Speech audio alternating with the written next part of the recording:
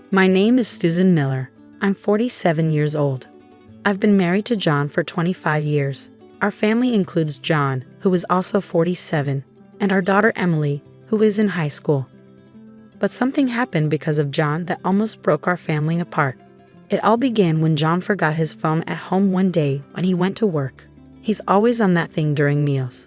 It's no wonder he leaves it behind sometimes. When I picked up his phone, I saw messages from a woman I didn't know. "Are you coming over today or staying with your wife? I need to talk to you, Mia, so please come over." What is all this? I panicked as I read the shocking messages. Then my husband John, realizing he'd forgotten his phone, returned home. "Do you know where my phone is? It looks like I left it at home." "Come on, if you have it, just give it back. I'm going to be late for work." What's going on? Who's this legal wife? And who's Mia? When I confronted him, John seemed surprised at first but then sighed heavily and began to explain. "I was planning to tell you about this. I had everything prepared, but I guess getting caught now is probably the right timing." The right timing? What do you mean? Just like you're thinking, I have a mistress. Those messages you saw were from her. What? You've been cheating? For how long?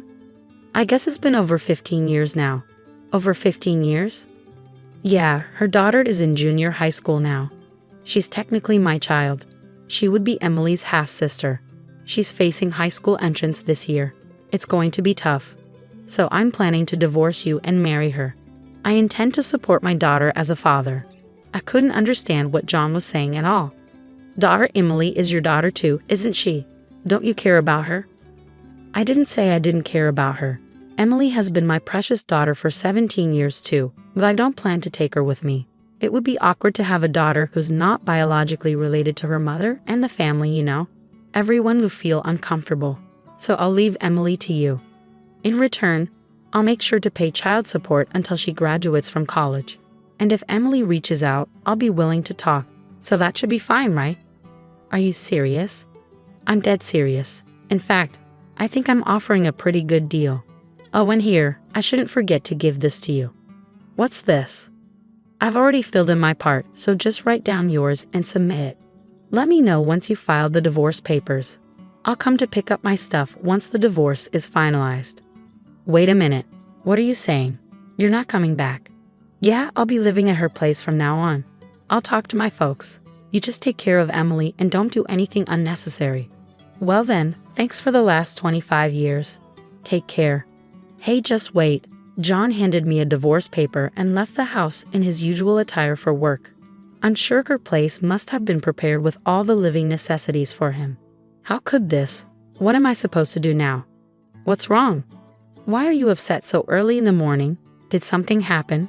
My daughter Emily, who was home for the school holiday, came over to me as I was feeling distressed. I shouldn't have burdened her with such heavy news, but in that moment, I ended up telling her everything. Dad has a mistress. He gave me this and left. What? Cheating?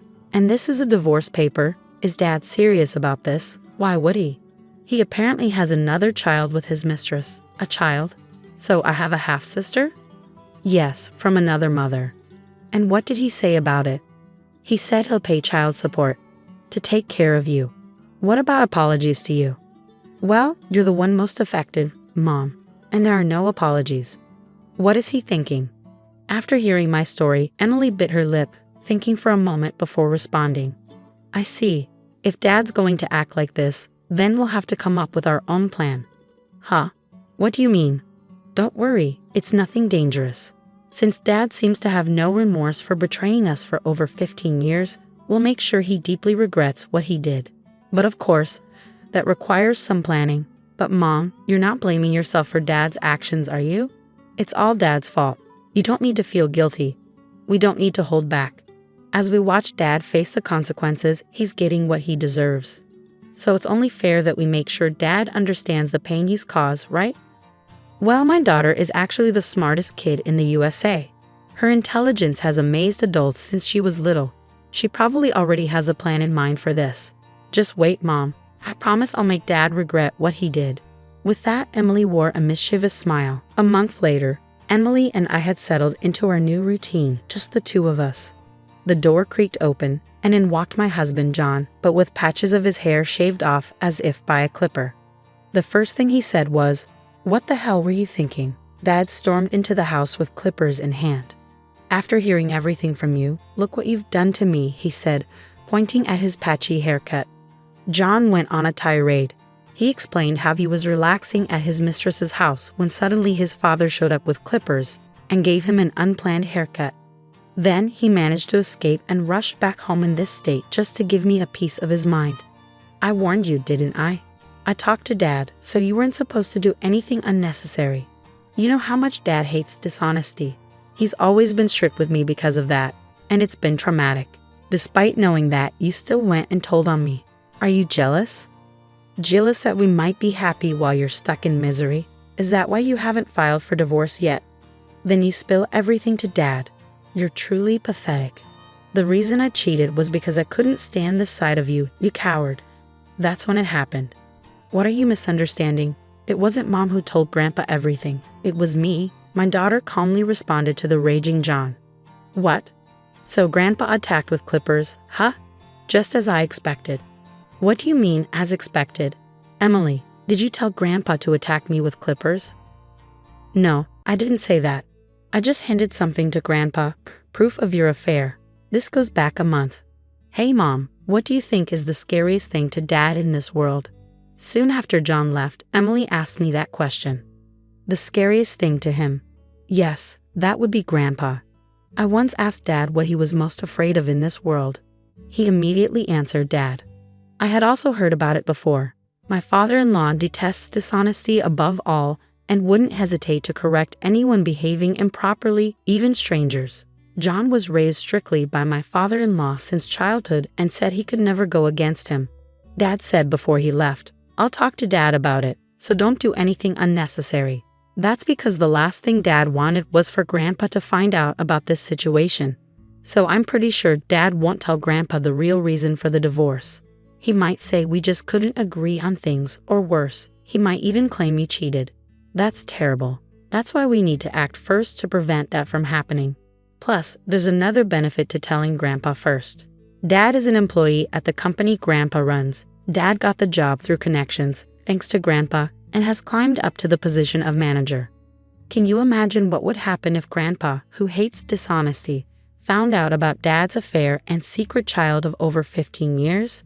It's going to be a big mess, maybe even a trigger for Dad to get fired. Dad seems to have earned some trust at his company, but Grandpa is definitely Dad's Achilles heel. That's why I plan to use this to our advantage and push Dad into the depths of hell. But first, I need to gather solid evidence of the affair to make Grandpa understand. Saying that, Emily opened the laptop Dad had left behind. Evidence. How are you going to? Normally, you'd need a detective agency to catch evidence of an affair. And there's probably a password on that laptop, right? I doubt you'd leave anything compromising on it. Normally, yes, but I don't need any of that.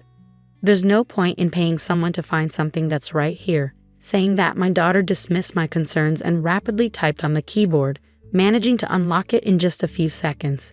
She then extracted all the relevant information contained within.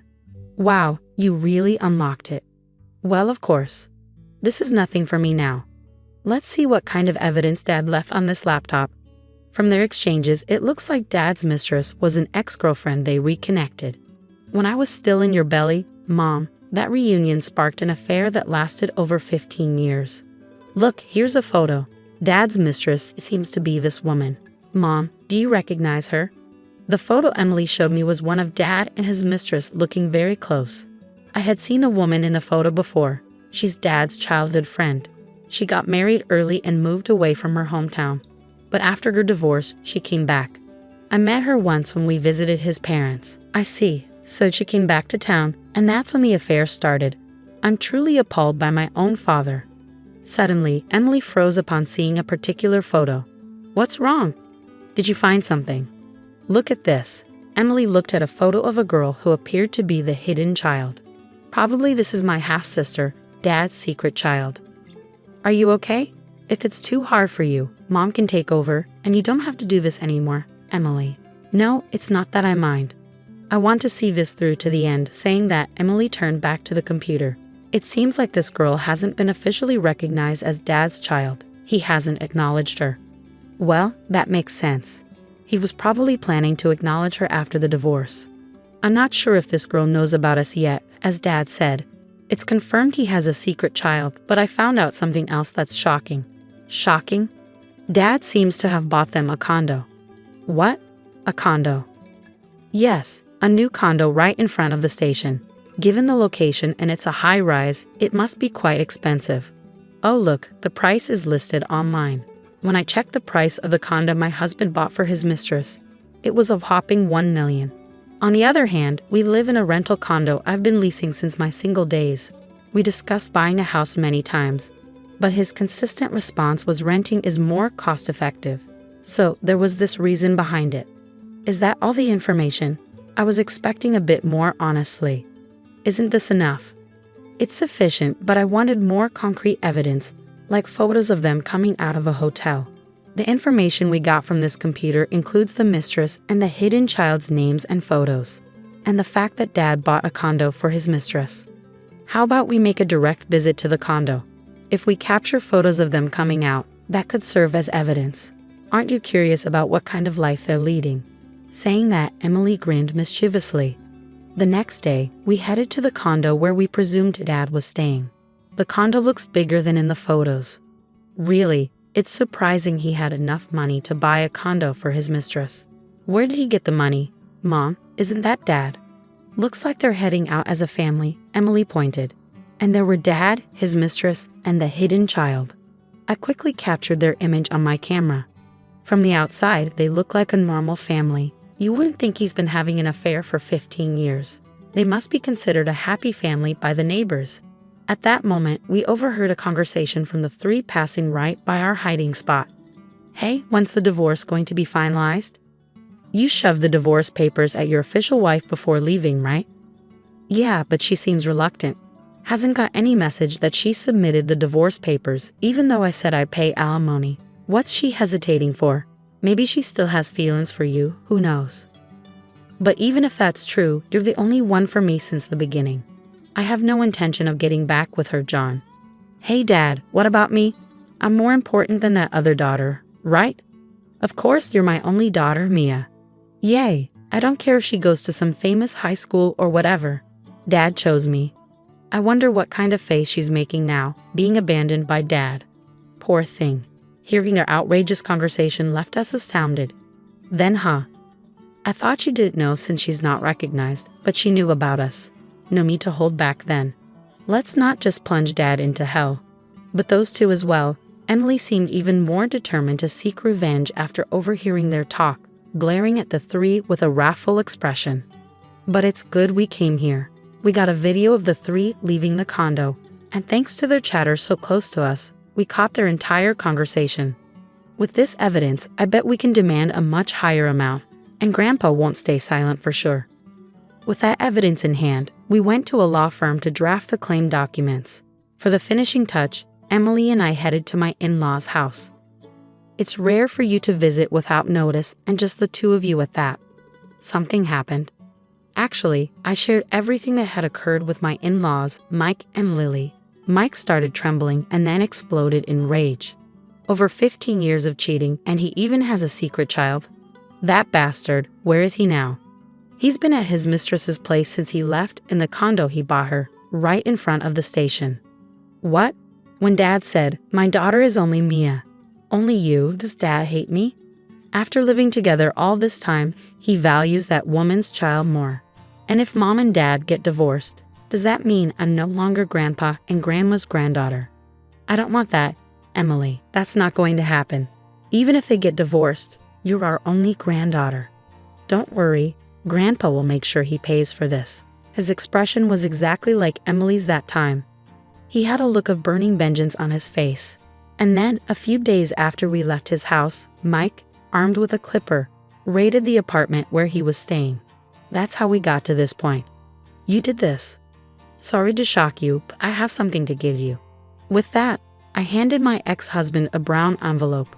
What's this? Open it, you'll see. He hesitantly opened the envelope and turned pale upon seeing the contents. What? Why? Inside the brown envelope were documents related to child support and division of property. Why? You're wondering why Dad did warrants paying this entire amount, right? I can't understand why you'd question that, but this amount is just since you seem not to understand. Let me explain. It was determined by several factors. I think what Dad has to pay Mom is fair. For that amount, I still have an issue with the amount, but this division of property is absurd. Why do I have to sell the condo I bought? That's ridiculous. I thought you'd say that. What? The condo you bought for your mistress in your name is subject to division of property. That's a well-established fact. It's not something you can argue against. What about them then? You're not telling me they have to leave, are you? Exactly. If a house is being sold, the people living there need to leave. You're heartless. I'll throw those words right back at you. After all these 15 years, you've really outdone yourself in deceiving us, you coward. You seem quite unhappy with these documents, but no matter what you say here, Dad's wishes won't be met. These aren't documents we made up. They were professionally drafted by a lawyer we hired. So if you have any issues with the amount, why don't you hire a lawyer yourself and file an appeal? Whether that will be successful or not, I can't say. Hearing this, my husband blurted out, Okay, I get it. I'll break it off with her and move out of that condo. That's what you want, right? Apparently, the idea of paying hefty alimony was too much for him. He said he'd break up with her and return home. However, things didn't go as he had hoped. Break up? Move out? Do as you like. It's no longer my concern. Not your concern. This is about us. We're married. We should talk more. Are you misunderstanding something? We're nothing to each other anymore, complete strangers. What are you saying? But you haven't submitted the divorce papers yet. That's only because I've been too busy dealing with your mess to get in touch. I submitted the divorce papers the day you left, so we're already divorced. What? Too bad, Dad, it's too late. The divorce papers have been processed, and you two are divorced. As for the documents, we'll be claiming accordingly. Damn it. And don't forget about the child support payments. I heard it from Mom. You said it yourself, right? That as a father, you would diligently pay child support until I graduate from college. Thinking back, I can't recall any fatherly things you've done for me, but at least for this last part, be responsible and live up to your word, Dad. Jan was left speechless by Emily's words. Then, that moment came. A call came through on my phone. It was John's father, Mike, probably anticipating that the ex-husband had stormed back to me. He called, and his guess was spot on. Seeing that I was on the phone with his father, the ex-husband's face turned pale. Mike wants to talk to you, Dad. No, tell him I'm not here. That's impossible. Besides, Dad knows you're here, so avoiding him now will only make things worse later, won't it? Reluctantly, he took the phone and started talking. Dad, what do you want? I didn't. Why do I have to come home? Wait just a minute. Hey, what did he say? He said I have to come home because he has something to talk about. Well, you better go then. Go? Are you kidding? If I go to Dad, I'm finished. What should I do? But fretting about it here isn't going to help, is it? What do you mean?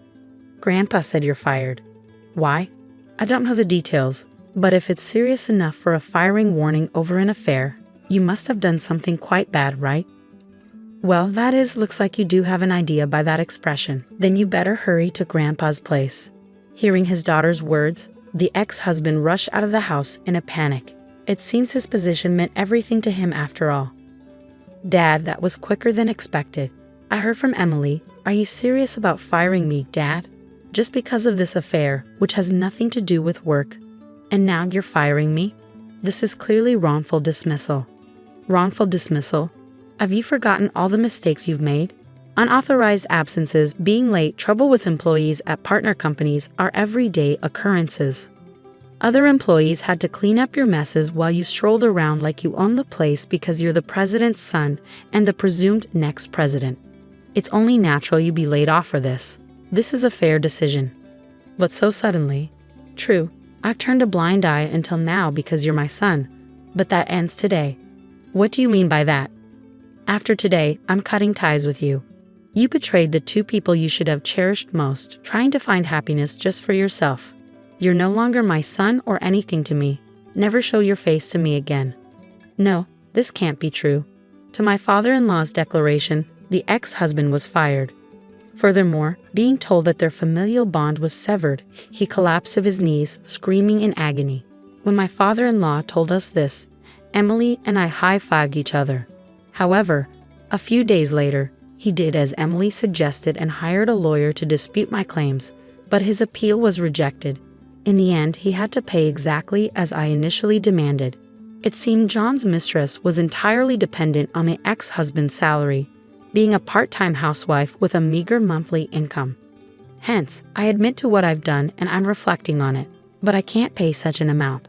Half? No, even a 30% reduction would be appreciated. She pleaded for a reduction, as if haggling at a market, but I rejected it. Eventually, her parents had to pay off the debt in her stead. Thus, even though he got his wish to remarry his mistress, he ended up in a terrible living situation. Of course, the hidden child who was supposed to enroll in high school couldn't do it due to her parents' self-inflicted plight. As for us, then Mom, I'm going to take care. You too, it's really dangerous out there these days. I know, Emily. If anything happens, make sure to contact me. Even if nothing happens, I'll still check in often, and I'll come back home, even if you get tired of me. Since then, Emily has been attending a university and is living on her own for the first time today. But I'm not too worried. After everything she's managed to pull off almost single-handedly, I'm sure she can overcome anything that comes her way. My name's Elizabeth, and I just turned 17 when my life took a wild turn. Let me paint you a picture of my family. On the surface, we seemed decent enough. Dad worked his ass off, and Mom stayed home. I had a little sister, Amy, who was 12 years younger than me. Dad was a big shop manager at this company that belonged to my maternal grandmother. Grandma was a real go-getter. She started with a chain of laundromats, then expanded into making household chemicals and detergents for laundries. When she decided to retire, she offered the business to Mom. But she wasn't interested. So Dad stepped up and took over the company. That's when things started to get complicated. I remember the day it all went to shit. I was in my room, trying to focus on homework, when I heard Mom screaming at Dad downstairs. "You're nothing but a loser, John. This is my house, my family's business. You should be grateful I even let you run it." Things got worse over the next few weeks. Mom and Dad barely spoke to each other, and when they did, it usually ended in a shouting match. I tried to keep Amy distracted, but even at 5, she knew something was wrong. Then came the day that changed everything. I came home from school to find Dad in the living room, a suitcase at his feet. "Dad?" My voice cracked. "What's going on?" He walked over to me, pulling me into a tight hug. "I'm sorry, sweetheart. I can't stay here anymore. It's not good for anyone." I felt like I couldn't breathe.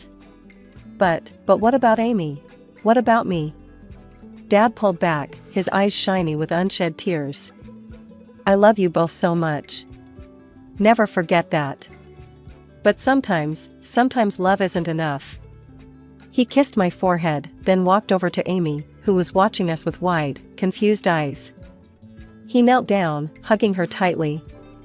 "Be good for your big sister, okay, pumpkin?" And just like that, he was gone. The door closed behind him with a finality that left me feeling hollow. Mom came home an hour later. When I told her Dad had left, she didn't seem surprised. She just nodded, like she'd been expecting it. "Good riddance," she muttered. "Mom, I couldn't believe what I was hearing." "How can you say that?" She turned to me, her eyes hard. "Your father cheated on me, Elizabeth. Multiple times. I couldn't take it anymore." That night, as I lay in bed, I could hear Mom on the phone in her room. She was laughing, sounding happier than I'd heard her in months. I wondered who she was talking to, but I was too exhausted to care. Just when I thought things couldn't get any more complicated after Dad left, Mom dropped another bombshell on us. "Girls," she announced one morning over breakfast, "I have some news. I'm getting married." I nearly choked on my cereal. "What? Mom, Dad's only been gone for 2 months." She waved her hand dismissively. Sometimes, true love comes unexpectedly, Elizabeth. You'll understand when you're older. Robert moved in a week later. He was, okay, I guess. Tall, good-looking in that generic way that makes people say, oh, he seems nice. But something about him rubbed me the wrong way from the start. He made an effort with Amy, playing games with her and helping her with her homework. But with me? It was like I barely existed. Meanwhile, changes were happening at the company too. Mom had taken over after Dad left, and she brought Robert in to work with her. They seemed to make a good team, always huddled together, discussing business strategies. I tried to focus on my own life, school, friends, the usual teenage stuff. But it was hard to ignore the nagging feeling that I was becoming invisible in my own family. Things came to a head when Mom and Robert announced they were opening a new branch of the company in another city. We're moving, Mom told me one evening. It's a great opportunity for the business. As for you, Robert and I have been talking, and we think it might be best if you stay here. I couldn't believe what I was hearing. Stay here? Without you? It's just that the new house won't have much space, she explained hurriedly. And you're almost done with school. It wouldn't make sense to transfer now, right before your exams. I felt like I'd been punched in the gut. So where am I supposed to live? On the street? Don't be dramatic, Elizabeth, Mom scolded. You'll stay with your grandmother. She's already agreed to it. I stormed off to my room, slamming the door behind me. As I lay on my bed, hot tears of anger and hurt streaming down my face, I couldn't help but wonder, when did I become such an inconvenience to my own mother? The next few weeks were a blur of packing boxes and tearful goodbyes, not from me, but from Amy, who didn't want to leave her friends. I helped her pack, trying to put on a brave face for her sake. Will you come visit us, Lizzie? She asked, her big brown eyes full of tears. I hugged her tightly. Of course I will, squirt. You can't get rid of me that easily. The day they left, I stood on the porch with Grandma, watching as the moving van pulled away. Mom gave me a quick hug, Robert nodded awkwardly, and then they were gone, taking Amy with them. Living with Grandma wasn't as bad as I'd feared. She was cool in her own way, giving me space when I needed it, but always there with a cup of tea and a listening ear when I wanted to talk. Still, it wasn't home. My 18th birthday rolled around faster than I expected. I woke up that morning feeling weird. Like I should be excited, but all I felt was empty. Mom called, of course.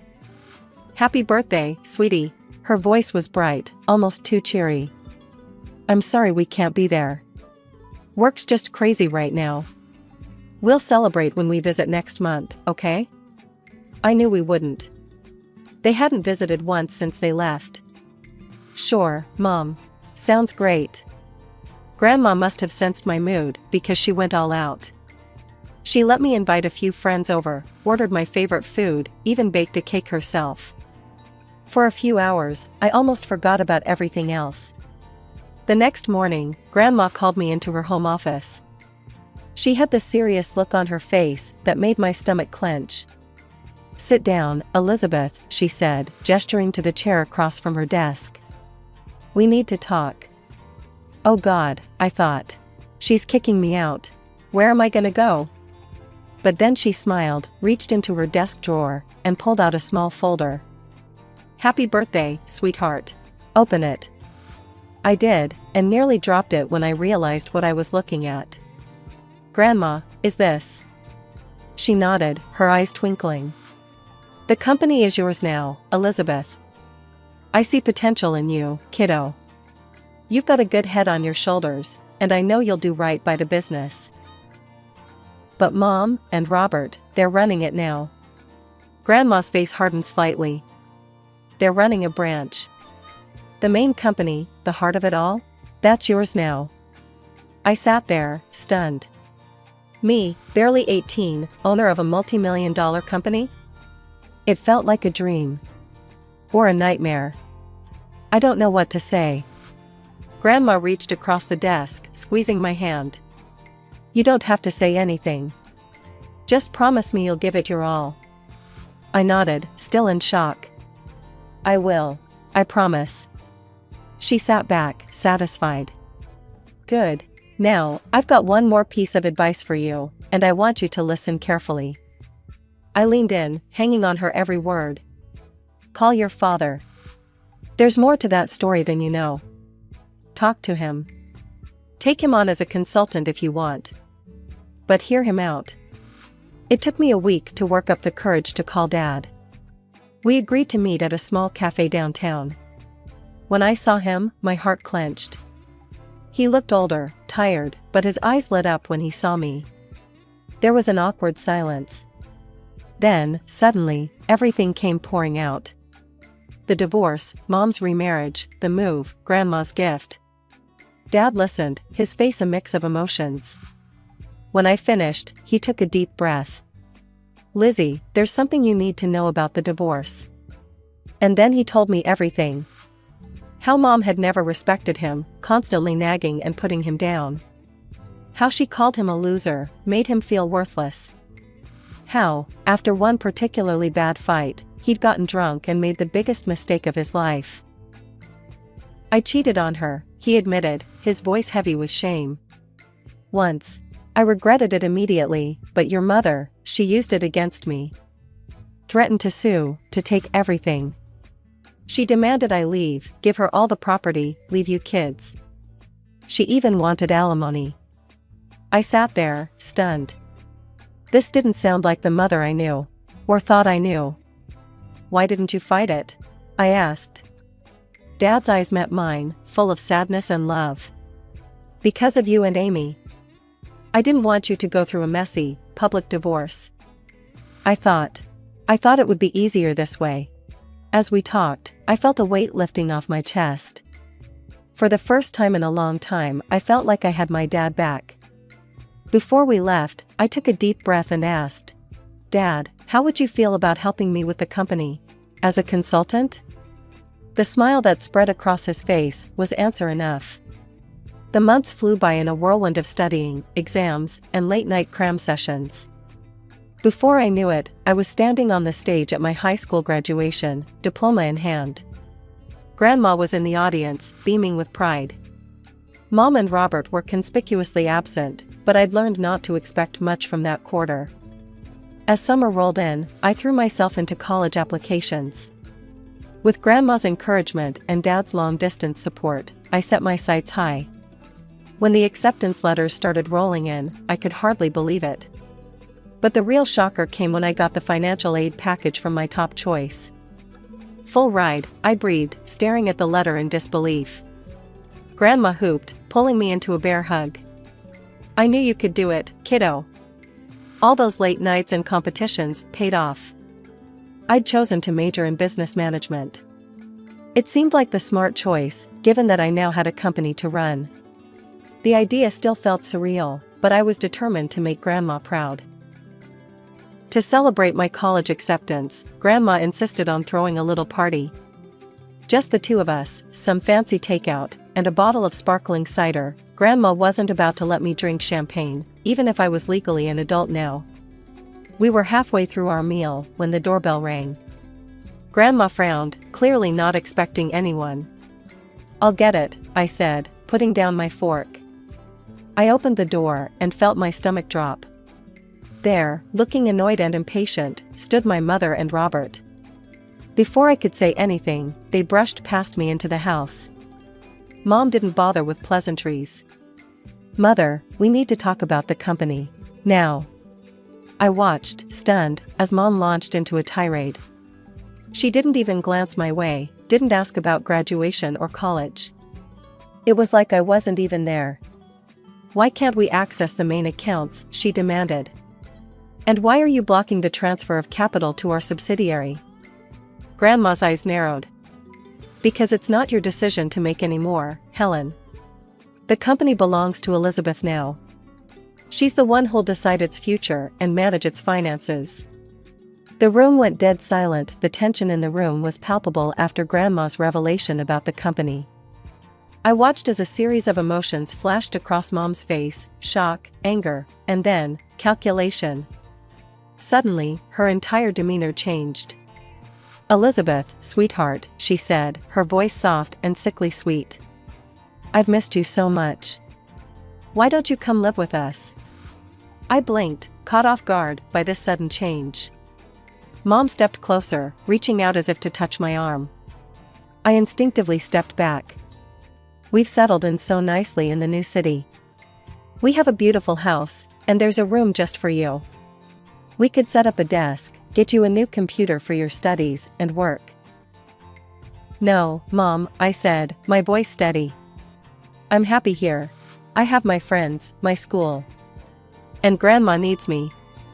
Mom's smile faltered for a second before she rallied. "Well, if that's the issue, we could always move back here.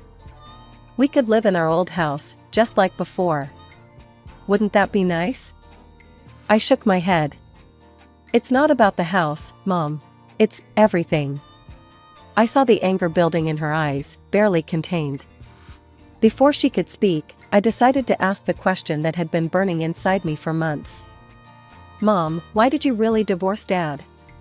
She stiffened, caught off guard. Well, your father, he cheated on me. Multiple times. I was tired of it. He abandoned us for his mistress, didn't even pay alimony." "That's not true," I said. "Dad told me everything. There was only one time, and it was because of how you treated him. He didn't abandon us, you kicked him out. And he's been paying alimony regularly."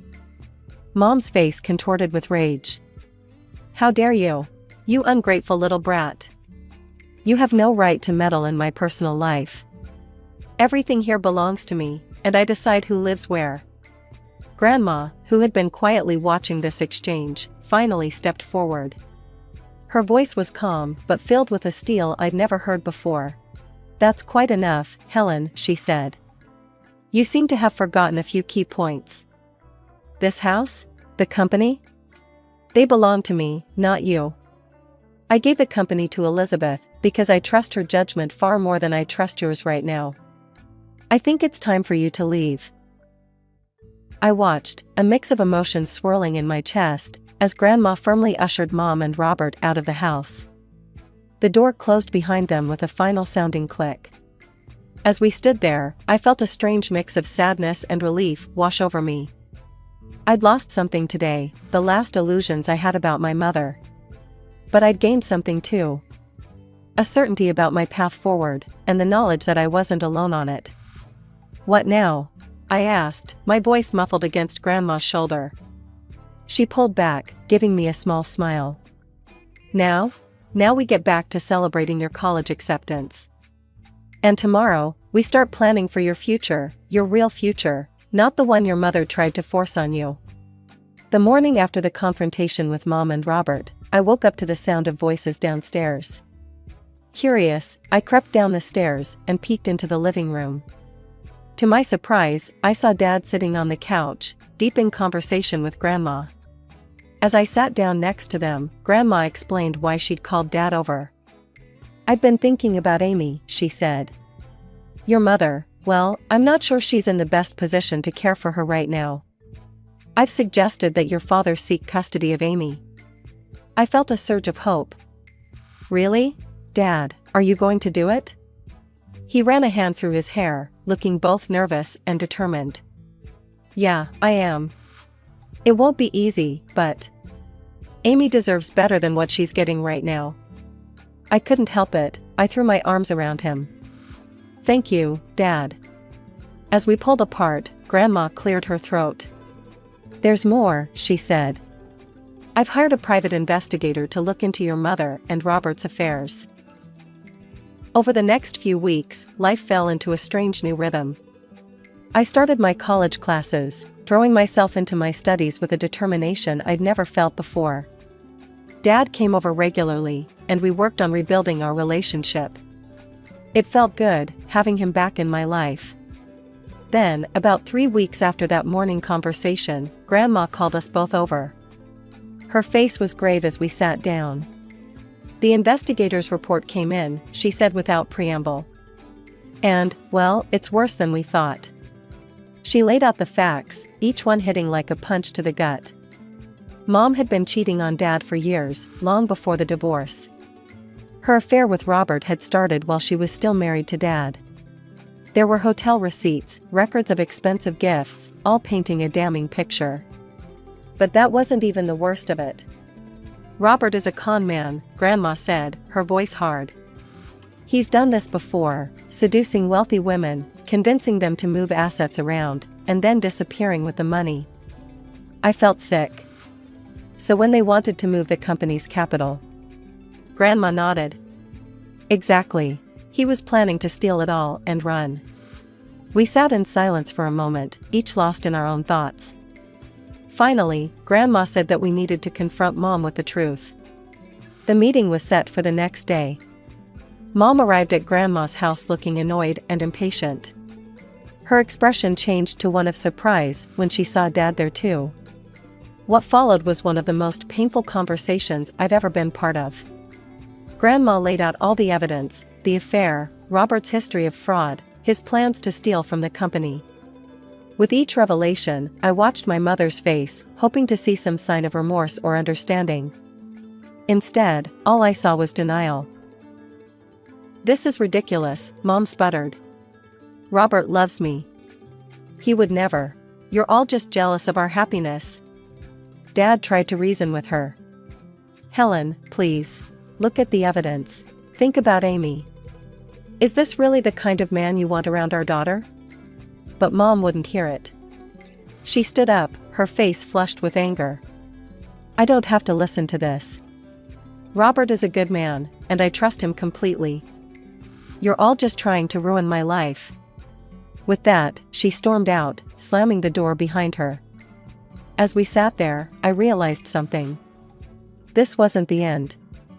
It was just the beginning of what was sure to be a long, difficult battle. But looking at Dad and Grandma, I knew I wasn't facing it alone. The next few months were a whirlwind of legal battles and emotional turmoil. Dad, with Grandma's unwavering support and her lawyer's expertise, filed for custody of Amy. I tried to stay focused on my studies, but it was hard not to get caught up in the drama unfolding around me. The day of the custody hearing arrived, and I insisted on being there. The proceedings were grueling. Mom's lawyer tried to paint Dad as an absent father, but our lawyer came prepared. He presented evidence of Dad's consistent alimony payments, his attempts to stay in touch with us, and the stability of his current living situation.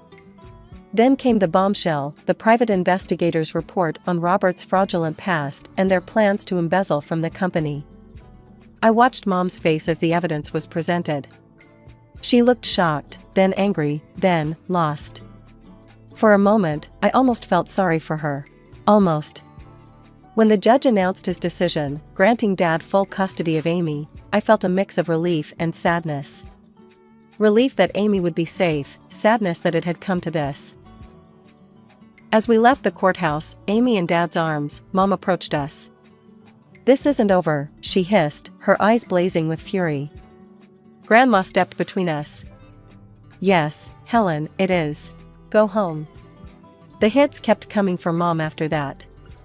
The judge ordered her to pay child support to Dad for Amy. It was a reversal that clearly shocked her. She'd always assumed she'd be the one receiving support, not paying it. I threw myself into my studies and learning about the company, trying to distance myself from the ongoing drama. But it was hard to ignore the satisfaction I felt when I heard that Robert had left Mom, running off with another woman and a significant chunk of Mom's personal savings. It was a crisp autumn evening when Dad called me, his voice tight with suppressed emotion. Your mother showed up at my place today, he said. She wanted to reconcile. Said she'd made a mistake, that she wanted us to be a family again. My heart clenched. Part of me, a small, childish part, wanted him to say yes. Wanted our family back the way it used to be. But I knew too much now. We'd all been through too much. I told her no, Dad said firmly. I told her that ship had sailed a long time ago, and that I wouldn't put you or Amy through that again. I let out a breath I didn't know I'd been holding. Good, I said, surprised by the strength in my voice. You deserve better, Dad. We all do. There was a pause, and when Dad spoke again, I could hear the smile in his voice. "When did you get so wise, Lizzie?" I laughed, feeling lighter than I had in months. "I learned from the best." As I hung up the phone, I looked around my room at Grandma's house. My textbooks were spread out on the desk, next to a stack of reports from the company. Photos of me with Dad and Amy smiled back at me from the bulletin board. This wasn't the life I'd imagined for myself a year ago. It wasn't perfect, there was still so much to figure out, so many challenges ahead. But it was real. It was mine. I thought about Mom, suddenly alone after all her scheming and manipulations. I felt a twinge of pity, but it was overshadowed by a sense of justice. She'd made her choices, and now she had to live with the consequences. As for me, I had a family that loved me, a company to run, and a future full of possibilities. It wasn't the path I'd expected, but standing at the threshold of my new life, I realized something important. Time flies when you're juggling college and a multi-million-dollar company. Before I knew it, I was halfway through my degree, buried in textbooks and financial reports. Weekdays were a blur of lectures and late-night study sessions. But weekends? Those were sacred.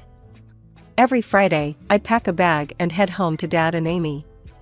"Lizzie," Amy would squeal, tackling me with a hug the moment I walked in. At 10, she was all gangly limbs and endless energy. Dad would emerge from the kitchen, usually wearing an apron. "Just in time for dinner," he'd say with a grin. Those weekends became my anchor. We'd eat together, Amy chattering about school, Dad and I discussing the company. After Amy went to bed, we'd often stay up late, poring over business strategies. Sundays usually found us at Grandma's. She'd cook up a storm, filling the house with the smell of roast chicken and apple pie. After lunch, we'd sit on the porch, talking about everything and nothing. "I always knew you had it in you, Elizabeth," Grandma would say, squeezing my hand. As graduation approached, I felt a mix of excitement and apprehension. Dad was true to his word, running the company with skill while preparing me to take over. "I'm ready to hand over the reins whenever you are," he told me one evening. I hugged him tight. "Thank you, Dad, for everything." Life wasn't perfect. There were challenges ahead, decisions to be made, a company to run. But as I looked at my little family, Dad, Amy, Grandma, I knew we could face anything together. The day my parents sat me down and told me they were getting divorced, my whole world turned upside down. I was only 12, and I thought divorces were for couples who fought all the time. You know, the ones who screamed about money and slammed doors. But my parents were always so polite to each other. Sure, we hadn't been on a family outing in a while, but I figured they were just busy. "Candy," my mom said, her voice weirdly calm. "Your father and I have something to tell you." I looked at them, sitting there on the couch, a careful distance between them. Dad cleared his throat. "We've decided to get divorced," he said, like he was announcing we were having pizza for dinner. I blinked, waiting for the punchline. But it never came. "What?" I finally managed to squeak out. "But, why?" Mom reached out and patted my hand. "Sometimes, people grow apart, sweetie. Your father and I, we've found other people we want to be with." Dad nodded. "I'll be moving out soon. You'll live with your mother, but you'll stay with me sometimes too." I sat there, trying to process this bombshell. My parents were leaving each other for other people? And I was supposed to just, what? Go along with it? "Who are these other people?" I asked, my voice sounding small and far away. Mom smiled, and I noticed for the first time how it didn't quite reach her eyes. "You'll meet them soon. My friend has 2 daughters about your age. Won't that be nice?" Nice? My parents were blowing up our family, and I was supposed to think it was nice? "And my partner has a son," Dad added, like he was sweetening the deal. I stood up abruptly, nearly knocking over the coffee table. "I don't want new sisters or brothers. I want us to stay together." I ran to my room and slammed the door, throwing myself on the bed. I could hear them talking in low voices downstairs, probably figuring out how to rearrange my life some more. I thought about the last few months, how Mom and Dad had taken me out separately. I'd go to the movies with Dad one weekend, then to a cafe with Mom the next. I thought it was cool, getting one-on-one time with each of them. Now I realized it was just the beginning of the end. The next few weeks were a whirlwind. Dad packed his bags and moved out, heading off to live with his new wife. Apparently, they'd already gotten married in some quickie ceremony. She had a son, just like Dad had said. Meanwhile, Mom's new husband moved in with us. He brought his twin daughters, who were a year younger than me. At first, I was kind of excited. I'd always wanted a sister to share secrets with, to stay up late talking about boys and life and all that stuff. The day they moved in, I tried to be friendly. I smiled at the girls and said, "Hey, I'm Candy. Want me to show you around?" The taller one, I think her name was Brittany, looked me up and down like I was something stuck to her shoe. "No thanks," she said, her voice dripping with disdain. "We don't need your help." Her sister nodded in agreement. "Yeah, and just so we're clear, we're not your sisters. You're just extra." Extra. The word hit me like a slap in the face. I stood there, mouth open, as they brushed past me, giggling to themselves. That night, I lay in bed, listening to the sounds of my new family settling in. I felt like a stranger in my own home. The next day, things got worse. I came home from school to find the twins wearing my clothes. "Hey," I said, shocked. "Those are mine." Brittany rolled her eyes. "Mom said we could borrow them." "Don't be so selfish." I looked to Mom for backup, but she just smiled. "Now, Candy, sharing is caring. The girls just want to feel welcome." Welcome? They were wearing my favorite shirt. I stomped up to my room, fighting back tears. As the days passed, it became clear that I was no longer the center of Mom's world. She doted on the twins, buying them new clothes and toys. My stuff started disappearing, given away to my new sisters without my permission. One day, I overheard Mom talking to her new husband. "The girls need new phones," she was saying. "We could use the money we set aside for Candy's birthday." My birthday. She was going to skip my birthday for them.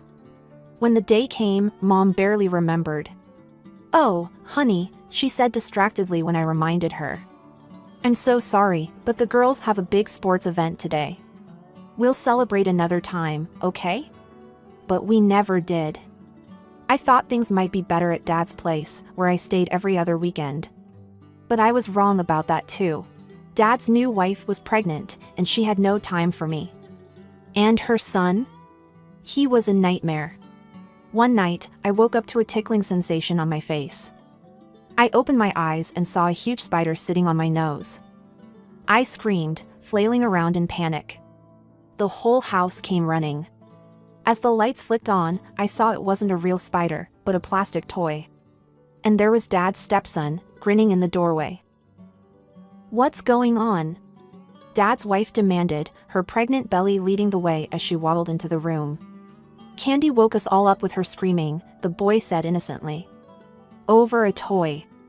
"You little," I started, but Dad's wife cut me off.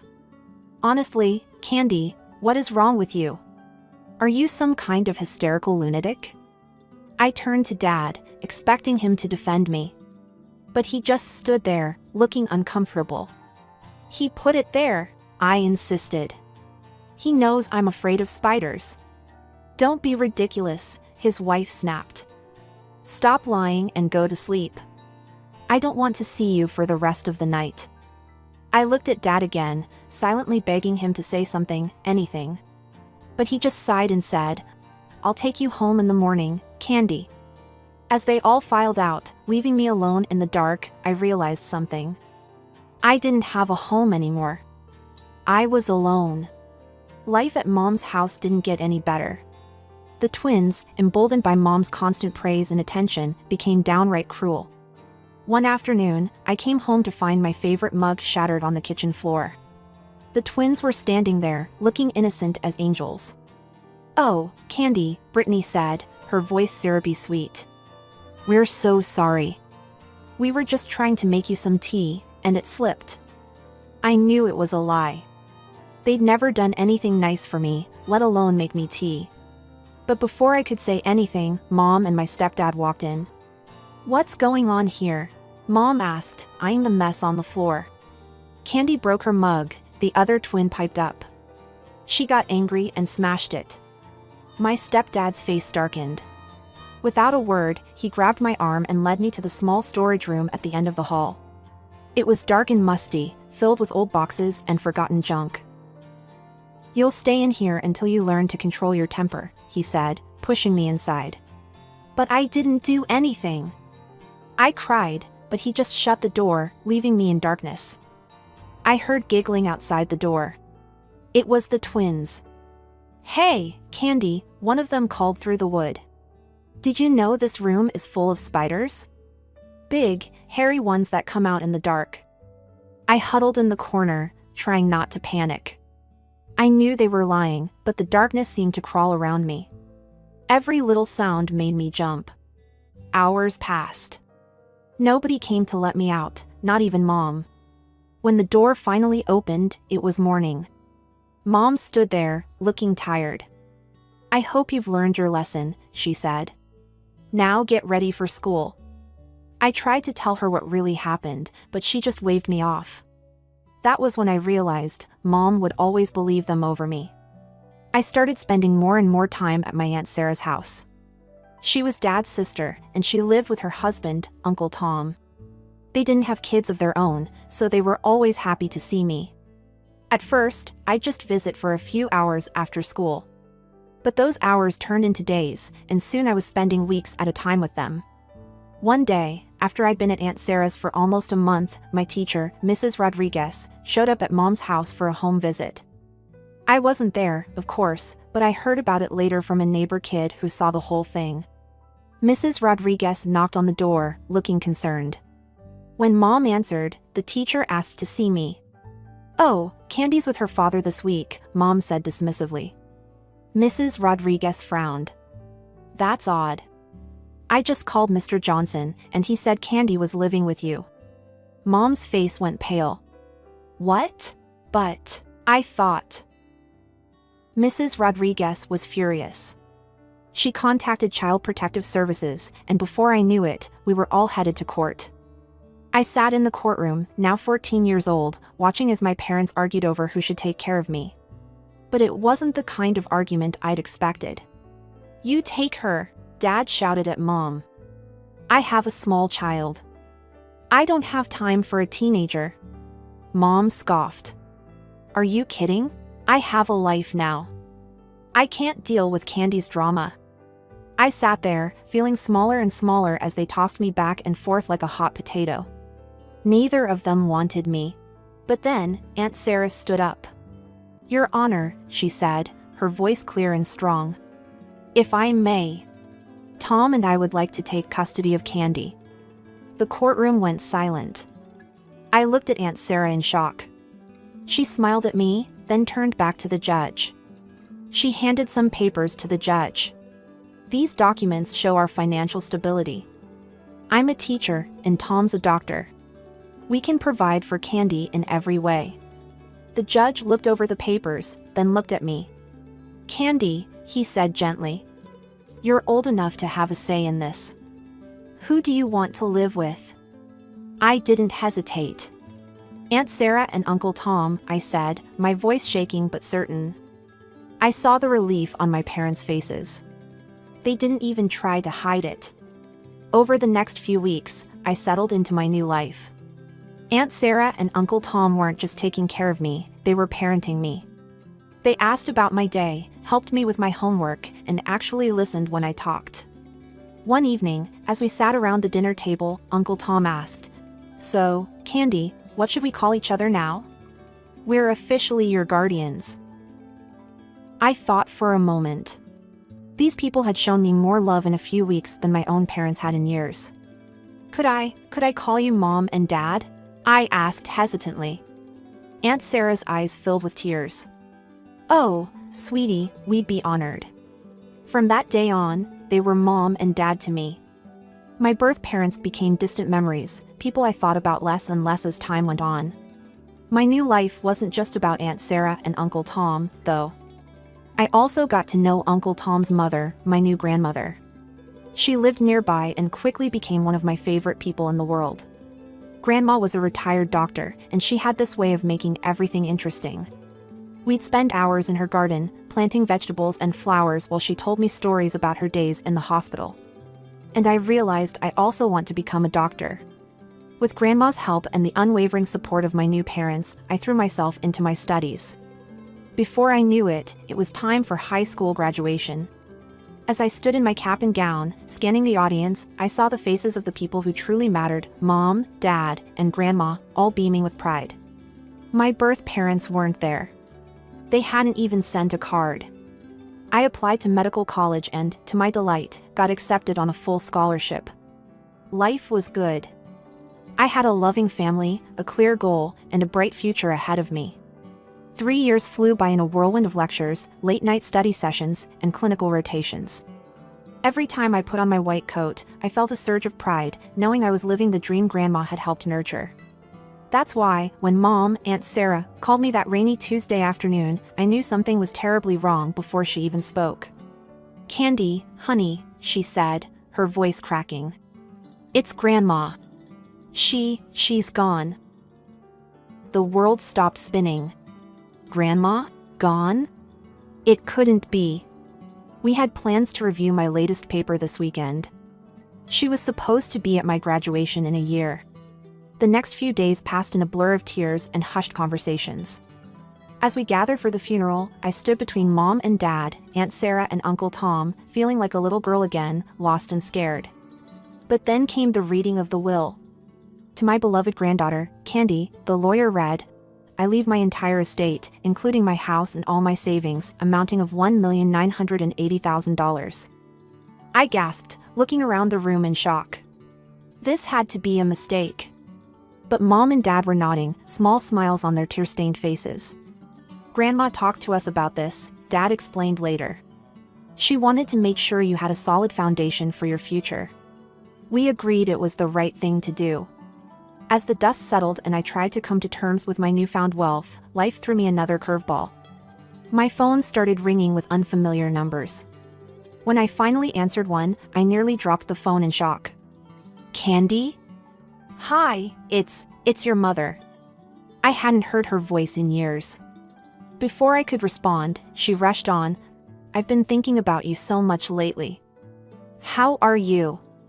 Where are you studying? We should catch up."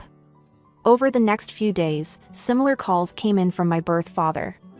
Suddenly, they were both intensely interested in my life, asking to meet, talking about how much they missed me. Confused and a little suspicious, I mentioned it to Mom and Dad over dinner one night. To my surprise, they burst out laughing. "Oh, Candy," Mom said, wiping tears of mirth from her eyes. "I hate to say it, but I think they might have caught wind of your inheritance." Part of me wanted to ignore them, to pretend I'd never got those calls. But another part, a part one thought I'd long since buried, was curious. What would it be like to see them again? To show them the woman I'd become without their help? Maybe I should meet them," I said slowly. "Just to see what they want." Mom and Dad exchanged a look. "If that's what you want to do, we'll support you," Mom said. "But be careful, sweetie. People can surprise you, and not always in a good way." The next day, I found myself standing on the familiar porch of my childhood home. I took a deep breath and rang the doorbell. The door swung open, and there she was, my birth mother. For a moment, we just stared at each other. "Candy," she breathed, her eyes welling up with tears. "Oh, my baby girl." She pulled me into a hug that felt stiff and awkward. Over her shoulder, I could see my stepfather and the twins hovering in the background, plastered on smiles on their faces. Come in," my mother urged, ushering me inside. Dinner was a strange affair. The twins were sickeningly sweet, a far cry from the cruel girls I remembered. "We're so glad you're here, Candy," one of them simpered, "Brittany, I think. We've missed you so much." I caught the flash of irritation in her eyes that belied her words, but I just smiled and nodded. As we ate, the conversation took a turn.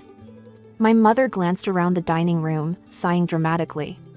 "This old house," she said, shaking her head. "It's seen better days, hasn't it? The roof needs replacing, and don't even get me started on the plumbing." I took a sip of water, saying nothing. My stepfather chimed in.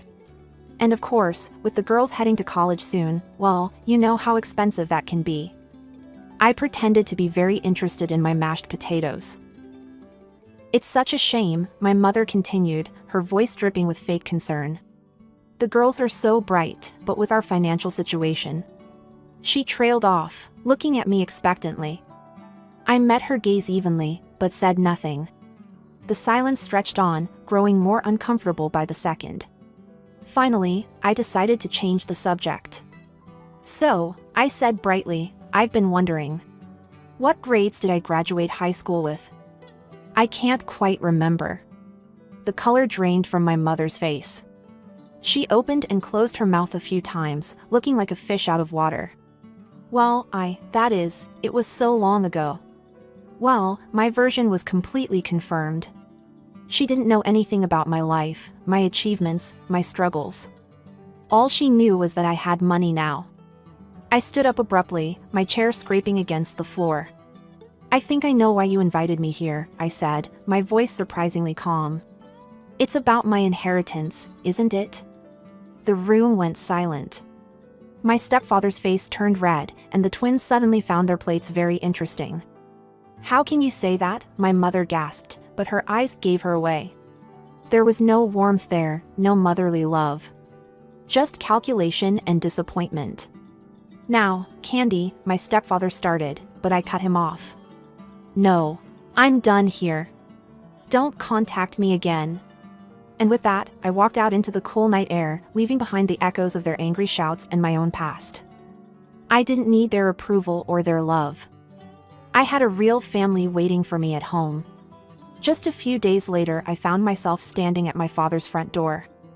The door swung open, revealing my stepmother. Her face contorted into what I assumed was meant to be a welcoming smile, but looked more like she'd just bitten into a lemon. I forced a smile back and stepped inside. As we moved into the living room, I noticed a teenage boy lounging on the couch. He looked up as we entered, and I recognized him instantly, the spider thrower. He'd grown up quite a bit, and to my surprise, he gave me a genuinely friendly smile. "Hey, Candy," he said, standing up. "Long time no see. I'm Jake, in case you forgot."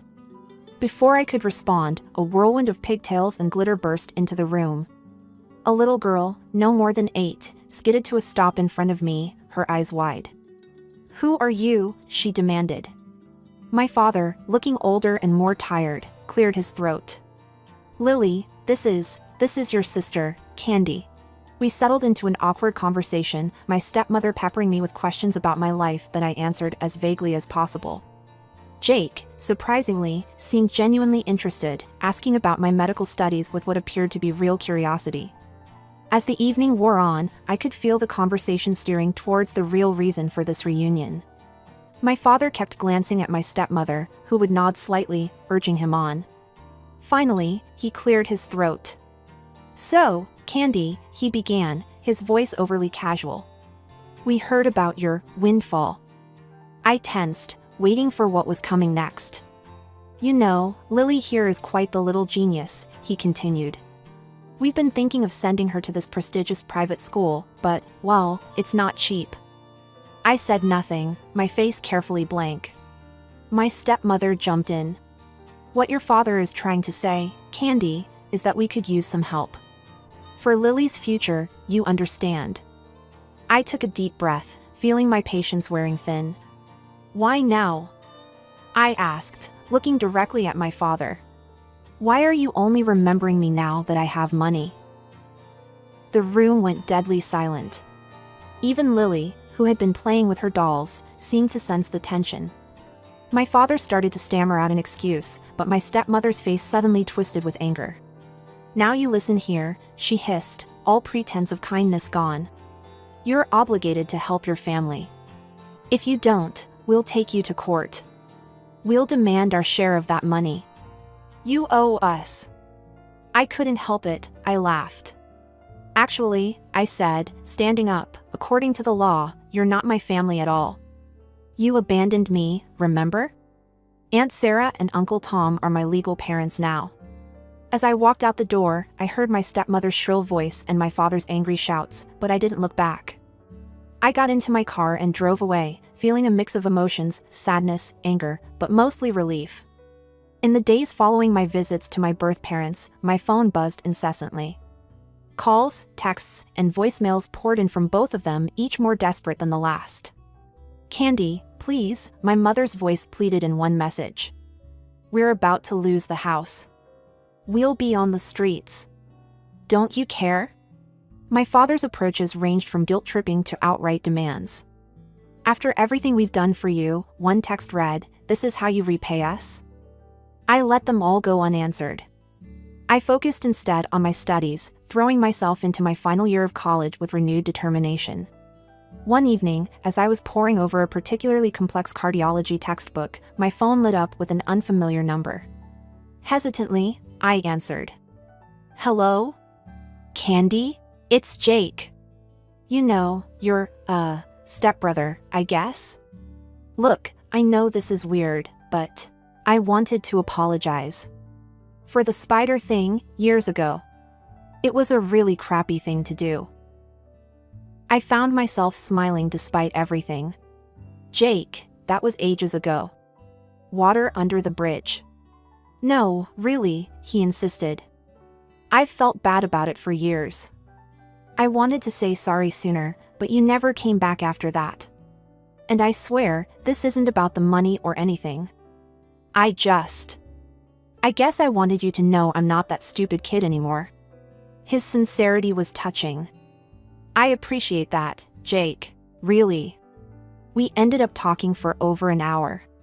Jake was in his first year of college, studying engineering. He was funny and self-deprecating, nothing like the bratty kid I remembered.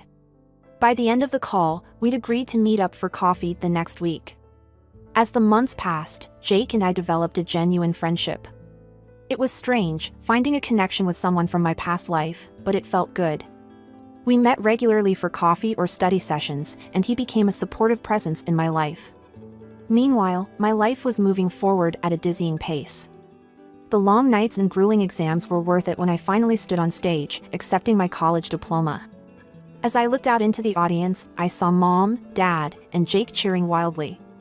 My heart swelled with joy and gratitude. As for my birth parents, their messages eventually tapered off. I heard through Jake that they were struggling financially, but I kept my distance. It wasn't out of spite or anger anymore, just a recognition that we were on different paths. One day, as Jake and I were grabbing coffee, he mentioned his little sister, my half-sister, Lily. "She's really smart," he said. "Always reading, asking questions about everything. But my dad and stepmom, they're not exactly encouraging it." I thought about the bright-eyed little girl I'd met briefly. "Maybe," I said slowly, "I could help with her education. Set up a college fund or something. Not for them, but for her." As I drove home that evening, I reflected on the journey that had brought me here. The pain, the abandonment, the unexpected inheritance, it had all led me to this moment.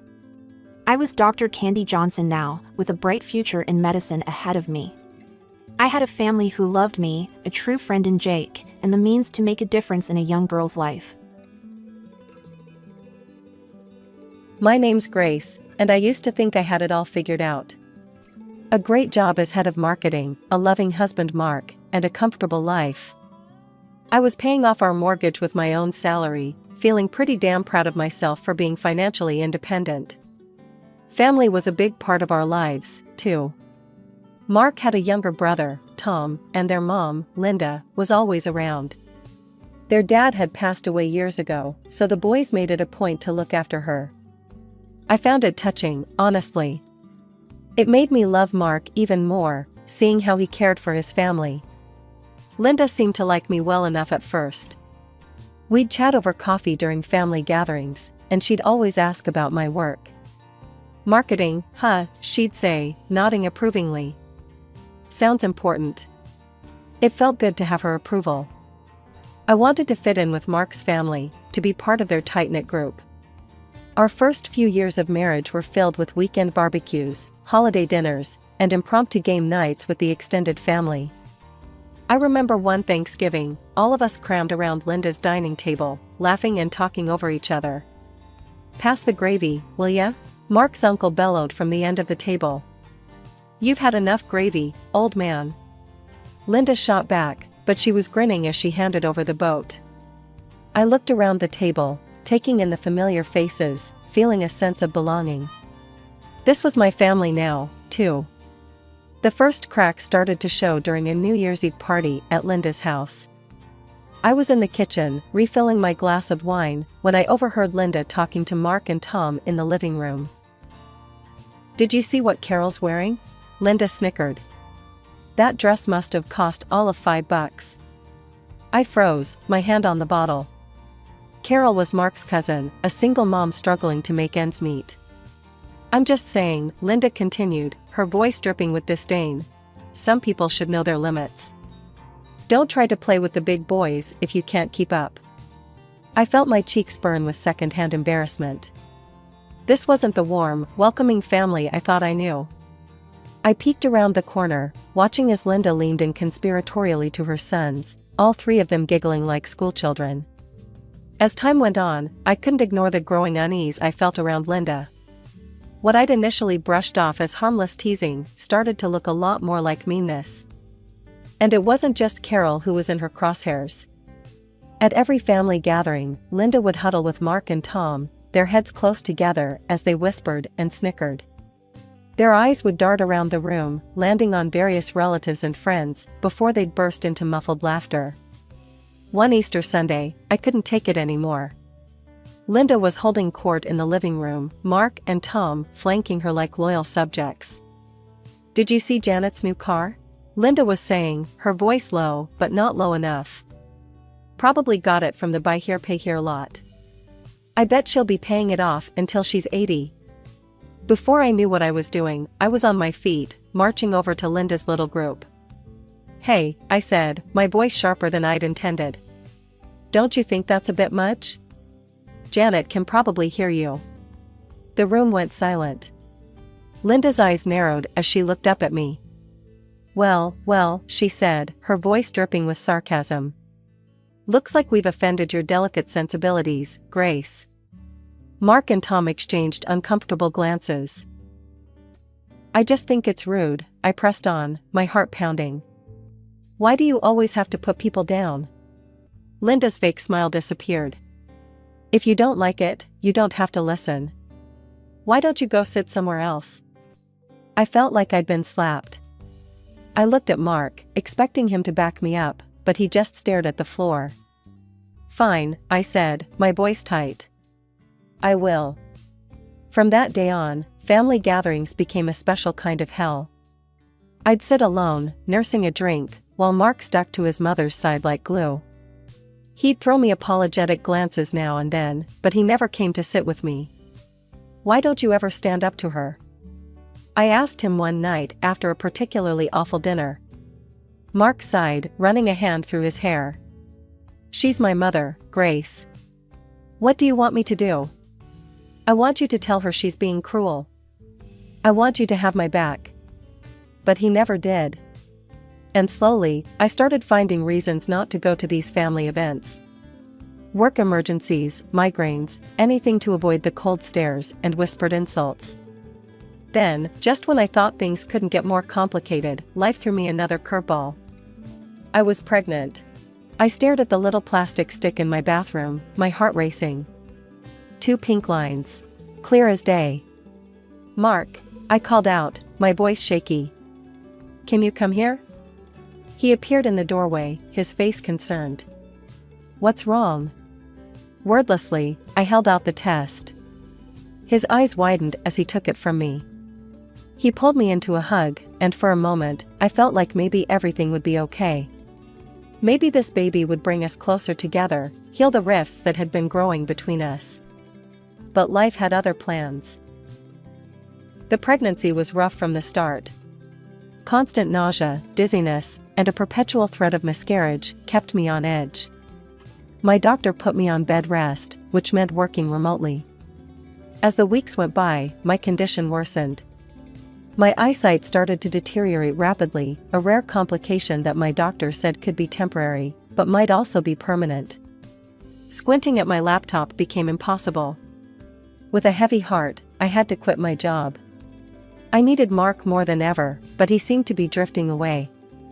He'd come home late from work, citing extra projects or drinks with colleagues. More often than not, I'd fall asleep alone, the echo of the front door closing jolting me awake in the middle of the night. The day of my C-section arrived faster than I expected. My eyesight had worsened to the point where the doctors insisted on the procedure. Natural birth was just too risky. As I lay on the cold operating table, my heart raced with a mix of excitement and fear. "Where's Mark?" I asked the nurse, my voice trembling. She gave me a sympathetic smile. "Your husband's in the waiting room, dear. He said he'd rather stay there." The surgery went smoothly, and soon I heard the most beautiful sound, my son's first cry. As they placed him on my chest, I felt a rush of love so intense it took my breath away. Later, in the recovery room, Mark finally showed up. His face was a mask of discomfort and annoyance. "Look, Grace, I gotta say something. This whole thing? It's not right." I blinked, confused. "What do you mean?" He ran a hand through his hair, frustration evident in every movement. "Normal women give birth on their own, without all this surgery crap. And men?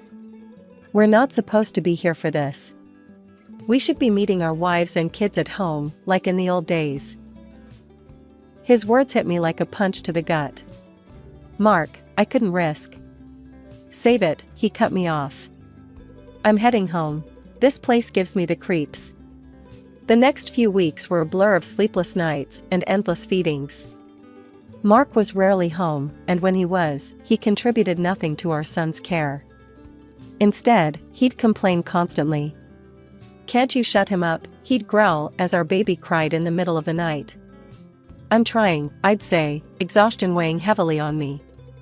"He's teething, Mark. It hurts him." But Mark had no patience for it. "All you do is focus on the kid. What about me, huh? What about our sex life?" I'd stare at him in disbelief. Here I was, running on 2 hours of sleep, still recovering from major surgery, and he was worried about sex.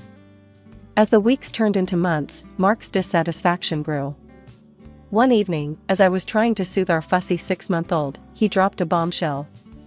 "You need to go back to work," he said flatly. I turned to him, shock written all over my face. "What? But the baby?" "We'll hire a nanny," he interrupted. "We can't keep living like this, Grace. We need the money." I wanted to argue, to tell him that our son needed me, that I wasn't ready. But the determined look in his eyes told me it was pointless. So, with a heavy heart, I started job hunting. Finding work with my compromised vision wasn't easy. I eventually landed a position at a smaller company, but the pay was less than what I'd earned before. When I told Mark, his reaction was predictably negative. "That's it?" he scoffed. "We're paying a nanny for this?" I felt tears pricking at my eyes. "I'm doing my best, Mark. It's not easy with my eyesight." "Excuses," he muttered, walking away. And so began my new reality, rushing to work each morning, guilt gnawing at me as I left my baby with the nanny, struggling through the day with my limited vision, then coming home to a resentful husband and a child who needed me. Time flew by in a haze of work, childcare, and mounting tension at home. Before I knew it, 2 years had passed since my son's birth. Despite the challenges, I loved him fiercely and found joy in his every milestone. Family gatherings remained a source of stress, particularly due to Linda's behavior. She'd sweep in, playing the doting grandmother for show, but her indifference was palpable. "Come to Grandma," she'd coo, arms outstretched to my son. But he'd cling to me, turning his face away from this unfamiliar woman. Linda's face would darken with anger. "What have you been telling him about me?" she'd hiss. "You're turning my own grandson against me." I'd try to explain, my voice tired. "He just doesn't know you well, Linda. If you visited more often." "Don't you dare blame this on me," she'd snap, stomping off to complain to Mark. Then, one ordinary Tuesday morning, my world tilted on its axis once again. I stared at the pregnancy test in my hand, my heart racing. Positive. I was pregnant. Again. Fear gripped me. My first pregnancy had been so difficult, my health so compromised. Could my body handle another? But as I calculated the weeks, I realized I was already well into the first trimester. The decision, it seemed, had been made for me. With shaking hands, I called Mark at work. "What is it?" he answered, his tone impatient. "Mark, I'm pregnant." There was a long pause. Then, "Look, Grace, I'm busy. We'll talk later. Just, don't quit your job, all right? We can't afford that." The line went dead. I sat there, phone in hand, feeling more alone than ever. Thankfully, this pregnancy proved easier than my first. My morning sickness was manageable, and my vision remained stable. I continued working, determined to provide for my growing family. But as my belly swelled, the distance between Mark and me seemed to grow exponentially. He spent more and more time at his mother's house, often not coming home until late at night. One evening, as I struggled to put our son to bed while balancing my swollen belly, Mark walked in. "Hey," I said, hopeful for some help. "Can you read him a story? I'm exhausted." Mark glanced at us, then at his watch. "Can't. I promised Mom I'd help her move some furniture." "Don't wait up." As the door closed behind him, I felt a tear slide down my cheek. I looked at my son, his big eyes staring up at me trustingly, and at my rounded belly, home to a child I already loved fiercely. As my 7th month of pregnancy rolled around, I found myself preparing for Thanksgiving. Guests started arriving in the afternoon. My parents came early, my mom immediately rolling up her sleeves to help in the kitchen.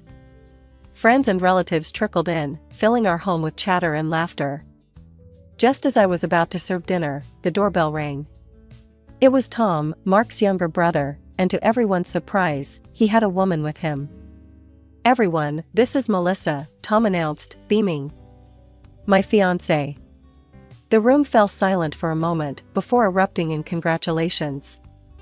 I plastered on a smile, trying to ignore the twinge of jealousy at the way Mark's eyes lit up at the sight of his brother's happiness. Linda arrived shortly after, her eyes widening as she took in Melissa. Well, she said, her voice dripping with approval. "Aren't you a sight for sore eyes?" Throughout dinner, Linda fawned over Melissa, peppering her with questions and hanging on her every word. I tried to focus on being a good hostess, but I couldn't help overhearing their conversation. "So, Melissa," Linda said loudly, ensuring everyone could hear. "Tom tells me you're a manager at National Bank. How prestigious." Melissa nodded, looking slightly uncomfortable. "Yes, I've been there for about 5 years now." Linda beamed.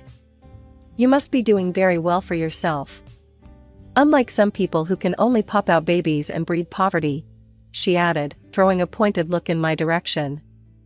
I felt my cheeks burn with humiliation. My mother tensed beside me, ready to speak up, but I placed a hand on her arm, silently pleading with her not to make a scene. "You know," Linda continued, her voice sickeningly sweet, "Melissa here makes $15,000 a month. Now that's the kind of daughter-in-law I've always dreamed of. Smart, beautiful, successful." Tears pricked at my eyes as I remembered the years I'd spent supporting our family, paying the mortgage, building a career I was proud of. All of that seemed forgotten now. "I think we should continue this lovely evening somewhere more suitable," Linda announced, standing up. "Melissa, dear, why don't we all go to that new restaurant downtown? My treat, of course." Before I could process what was happening, Linda, Mark, Tom, and Melissa were heading for the door. Mark didn't even glance back at me as they left. The remaining guests shifted uncomfortably in their seats, the festive mood thoroughly ruined. One by one, they made their excuses and left, leaving only my parents behind. They offered to help me, but I refused, saying that they needed to rest themselves. Finally alone, I sank onto the couch and let the tears flow freely. Hours passed as I sobbed, my hand resting on my swollen belly, wondering how my life had come to this. It was nearly dawn when I heard the front door open. Mark stumbled in, reeking of alcohol and cigarette smoke. He didn't say a word as he made his way to the bedroom. With shaking hands, I picked up my phone and opened social media. There they were, Linda, Mark, Tom, and Melissa, grinning for selfies at an expensive nightclub. The caption read, "Best Thanksgiving ever with my real family." As my due date approached, I felt a mixture of excitement and anxiety. The doctors had scheduled my C-section, insisting it was the safest option given that it had been less than 3 years since my last one. I tried to focus on preparing for our new arrival, but I couldn't shake the feeling that something was off with Mark. One chilly winter afternoon, I found him unpacking bags full of summer clothes. "What's all this?" I asked, puzzled. Mark shrugged, barely meeting my eyes. "Just saw a good sale. Thought I'd update my wardrobe." It didn't make sense, but with the impending birth occupying my thoughts, I pushed my suspicions aside. I'd been meticulously saving money in a separate account, determined to take a couple of months off work to recover and bond with the new baby. My workplace had approved 2 months of unpaid leave, which was a relief. I'd set aside enough for the mortgage, bills, and even a babysitter for our 3-year-old. For once, I felt prepared. 3 days before my scheduled C-section, chaos erupted.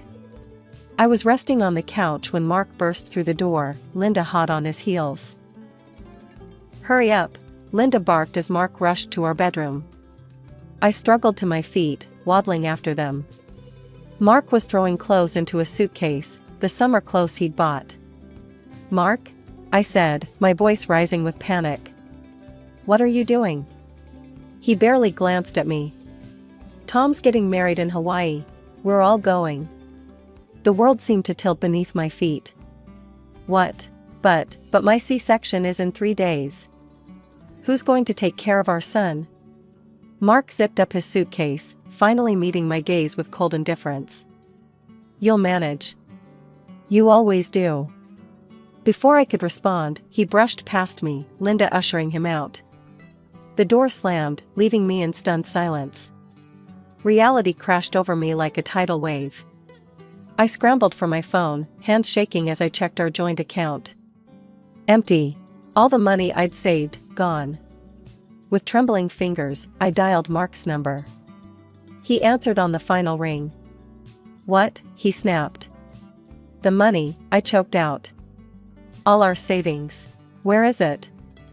There was a pause, then a cold laugh. "We needed it for Tom's wedding gift. Don't be so greedy, Grace." The line went dead. A sharp pain lanced through my abdomen. I looked down in horror to see a puddle forming at my feet. My water had broken. Panic seized me. I couldn't go into labor now. The risk to my previous C-section scar was too great. With one hand on my belly and the other clutching my phone, I called emergency services. The hospital was chaos, doctors shouting, machines beeping. I woke hours later to the gentle beeping of monitors. My mother's tear-stained face swam into view. "Grace," she whispered, squeezing my hand. "You're okay. The baby's okay." Slowly, the fog lifted. I'd nearly died. My baby had nearly died. But we'd made it. 3 days after the emergency C-section, I was feeling surprisingly strong, both physically and emotionally. The doctors were pleased with my recovery and gave me the green light to go home. Mark hadn't called once since he'd left for Hawaii. Not to check if I was alive, not to ask about his new son. In that moment, I knew our marriage was over. I called my parents and asked to stay with them for a while. Their response was immediate and supportive. My parents doted on both boys, giving me time to rest and recover. I started researching divorce lawyers and gathering documentation of our finances. Then, exactly a week after I'd left the hospital, my phone rang. Mark's name flashed on the screen. I let it go to voicemail twice, before finally answering on the third call. "Where the hell are you? Why aren't you at home?" Mark's voice was a mixture of anger and confusion. I took a deep breath. "I'm at my parents', Mark. With both of our sons. I've filed for divorce." There was a moment of stunned silence, then a bark of laughter. "Divorce? Are you kidding me? After everything I've done for you?" "Everything you've done?" I felt a surge of anger. "You mean like abandoning me right before I gave birth? Or stealing all our savings?" "Oh, get over it," he scoffed. "I'll pay you back, no problem. In fact, I don't even want to see you again. You know why? Because I'm going to be rich." He launched into a tirade about how Tom's new wife had offered him a job as her deputy at the bank. How they were going to start their own financial company. How she was going to make them all wealthy beyond their wildest dreams. "You never believed in me, Grace," he spat. "You always shot down my ideas, always held me back. Well, guess what? I'm free now. And you? You're just a loser who can't see potential when it's right in front of her." The divorce proceedings moved quickly. To my surprise, Mark didn't contest anything. He returned the money he'd taken from our accounts and agreed to pay alimony. When it came to the house, I had years of mortgage statements proving I'd been the one making payments. The judge awarded it to me without hesitation. The day I returned to my house with the boys, Mark was there, packing up the last of his things. He sneered as I walked in, the baby in my arms and our toddler holding my hand. "Enjoy this dump while you can," he said, hefting a box. "I'll be in a mansion soon, swimming in cash. You'll see what you missed out on." As he walked out the door, I felt a weight lift off my shoulders. The house suddenly felt bigger, brighter. A year and a half had passed since the divorce. Life had settled into a new normal for me and my boys. I'd returned to work, finding a balance between my career and motherhood. It wasn't always easy, but we were happy, healthy, and thriving. One ordinary Tuesday, my phone buzzed with a news alert. As I read the headline, my jaw dropped. "Local banker exposed as fraud, leaves family in ruins." The article detailed a shocking scandal. Melissa, Tom's wife, had been running an elaborate con.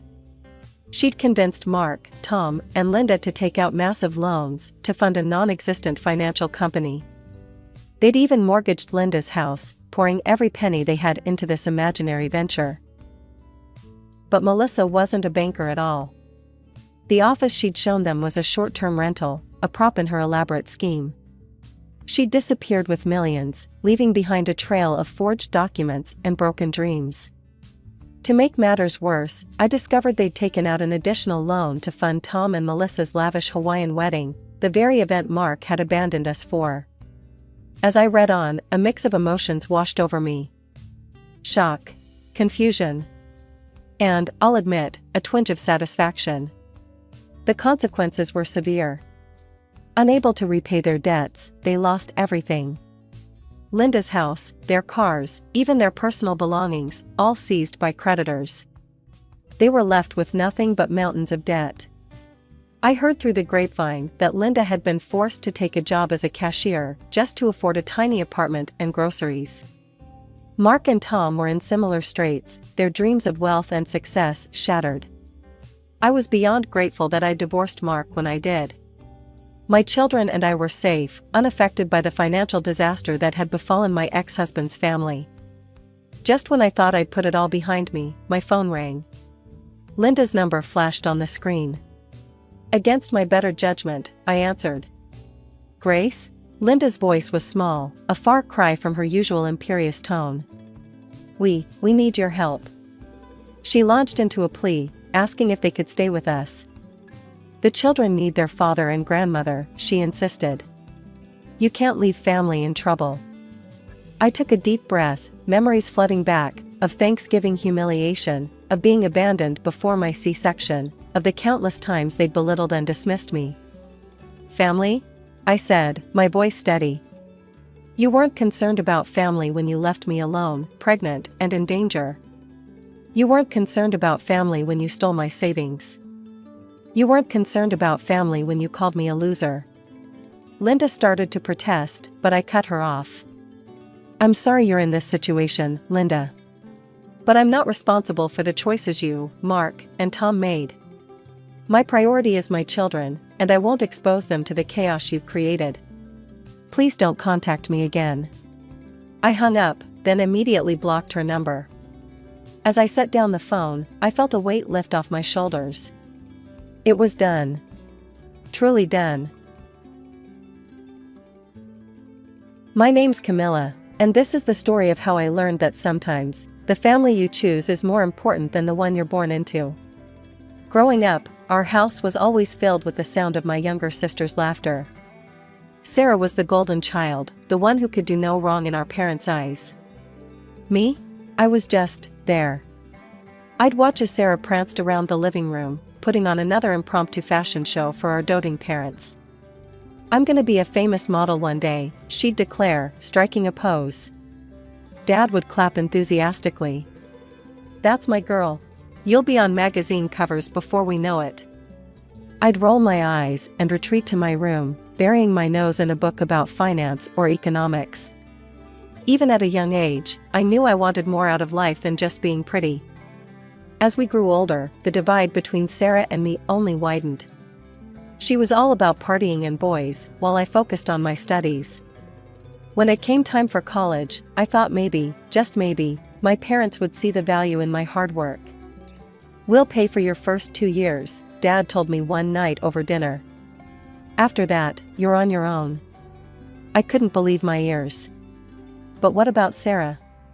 Are you going to make her pay for her own education too? Mom shot me a stern look. Your sister has different talents. We need to support her dreams. I packed my bags and moved to another city for college. During the day, I threw myself into my studies, determined to become a financial analyst. At night, I worked whatever jobs I could find, waitressing, tutoring, you name it.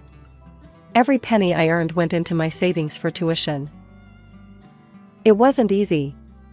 There were nights when I'd cry myself to sleep, exhausted and wondering if it was all worth it. But I refused to give up. I knew that education was my ticket to a better life, away from the constant comparisons and disappointments of my childhood home. By my 3rd year, I'd saved enough to cover my tuition. And for my final year? I hit the jackpot, a full scholarship based on my academic performance. Take that, Mom and Dad. Meanwhile, Sarah was living it up back home. She'd drop out of community college after a semester, claiming it was cramping her style. Last I heard, she was bouncing between modeling gigs and part-time jobs, still living in our parents' house. After graduation, I made the decision to stay in the city where I'd attended college. It felt more like home than my childhood house ever had. With my degree in finance and glowing recommendations from my professors, I landed a job at a prestigious firm. It wasn't entry-level either, they recognized my potential and gave me a position with real responsibility. I threw myself into work with the same determination I'd shown in college. Long nights, early mornings, whatever it took to prove myself. And prove myself I did. Camilla, that deal you closed last week was impressive, my boss said one day, calling me into his office. Keep this up, and you'll be looking at a promotion before you know it. I beamed with pride. This was what I'd worked so hard for, recognition based on my own merits, not comparisons to anyone else. It was around this time that I met Jake. We were both reaching for the same finance magazine at a local coffee shop, and our hands touched. Cliché, I know, but sometimes life really does play out like a rom-com. Sorry, he said, flashing a warm smile. You take it. I insist. How about we share it over coffee? I suggested, surprising myself with my boldness. That coffee date turned into dinner, which turned into weekend getaways, and before I knew it, 5 years had flown by. Jake was everything I'd ever wanted in a partner, kind, ambitious, and supportive of my career. Meanwhile, my career flourished. Each successful deal brought bonuses and new opportunities. By the time I hit 32, I'd saved enough for a down payment on an apartment and bought myself a reliable car. It wasn't flashy, but it was mine, earned through my own sweat and tears. One night, over a homemade dinner in my apartment, Jake got down on one knee. As he slipped the ring on my finger, I couldn't help but think how different my life was now compared to my childhood. Here was someone who loved me for who I was, not who he wanted me to be. We decided to save up for a big wedding. After all, we'd both worked hard to get where we were, why not celebrate in style? I want it to be perfect, I told Jake one evening as we scrolled through wedding websites. A day that shows how far we've come. Jake squeezed my hand. Whatever you want, love. You deserve it. I threw myself into wedding planning with the same enthusiasm I'd shown in my career. I subscribed to bridal magazines, joined online forums, and created mood boards. Every spare moment was spent dreaming up our perfect day. Meanwhile, life back in my hometown hadn't changed much. Sarah was still living with our parents, now with a baby in tow. The father, some guy she'd dated for a few months, had disappeared as soon as he'd heard the news. Your sister needs our help, Mom said during one of our rare phone calls. It's not easy being a single mother. I bit my tongue, holding back the retort that Sarah had made her own choices. Instead, I simply said, I'm sure she'll figure it out. That's the problem with you, Camilla, Mom sighed. You've always been so cold towards your family. The accusation stung, but I refused to let it get to me. I'd spent too many years trying to win their approval. Now, I was focused on building my own life, my own family with Jake. One ordinary Tuesday, as I was reviewing some financial reports at work, my phone buzzed with an email notification. The sender's name made my heart skip a beat, Sarah. With a mixture of curiosity and apprehension, I opened it. What I saw made my blood run cold. It was a scanned copy of our parents' will. As I skimmed through the legal jargon, one fact became crystal clear: Sarah was the sole heir to everything our parents owned.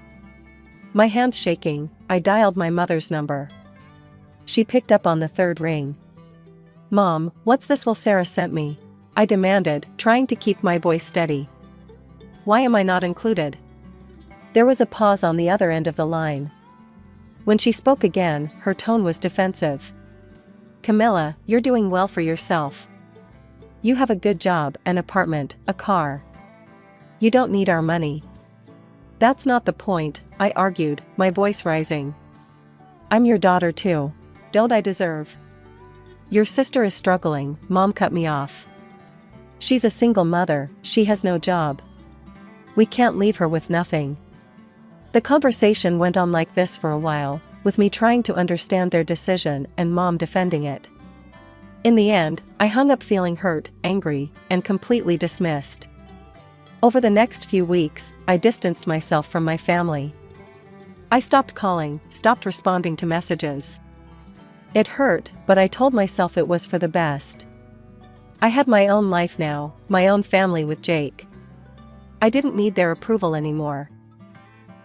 But just as I was starting to feel at peace with my decision, life threw another curveball my way. It was a quiet Sunday afternoon. Jake and I were lounging on the couch, flipping through wedding venues online, when my phone rang. It was my mother again. Against my better judgment, I answered. Hello? Camilla, my mother's voice was strained, almost panicked. I need surgery. Urgently. The insurance won't cover it all, and we need money.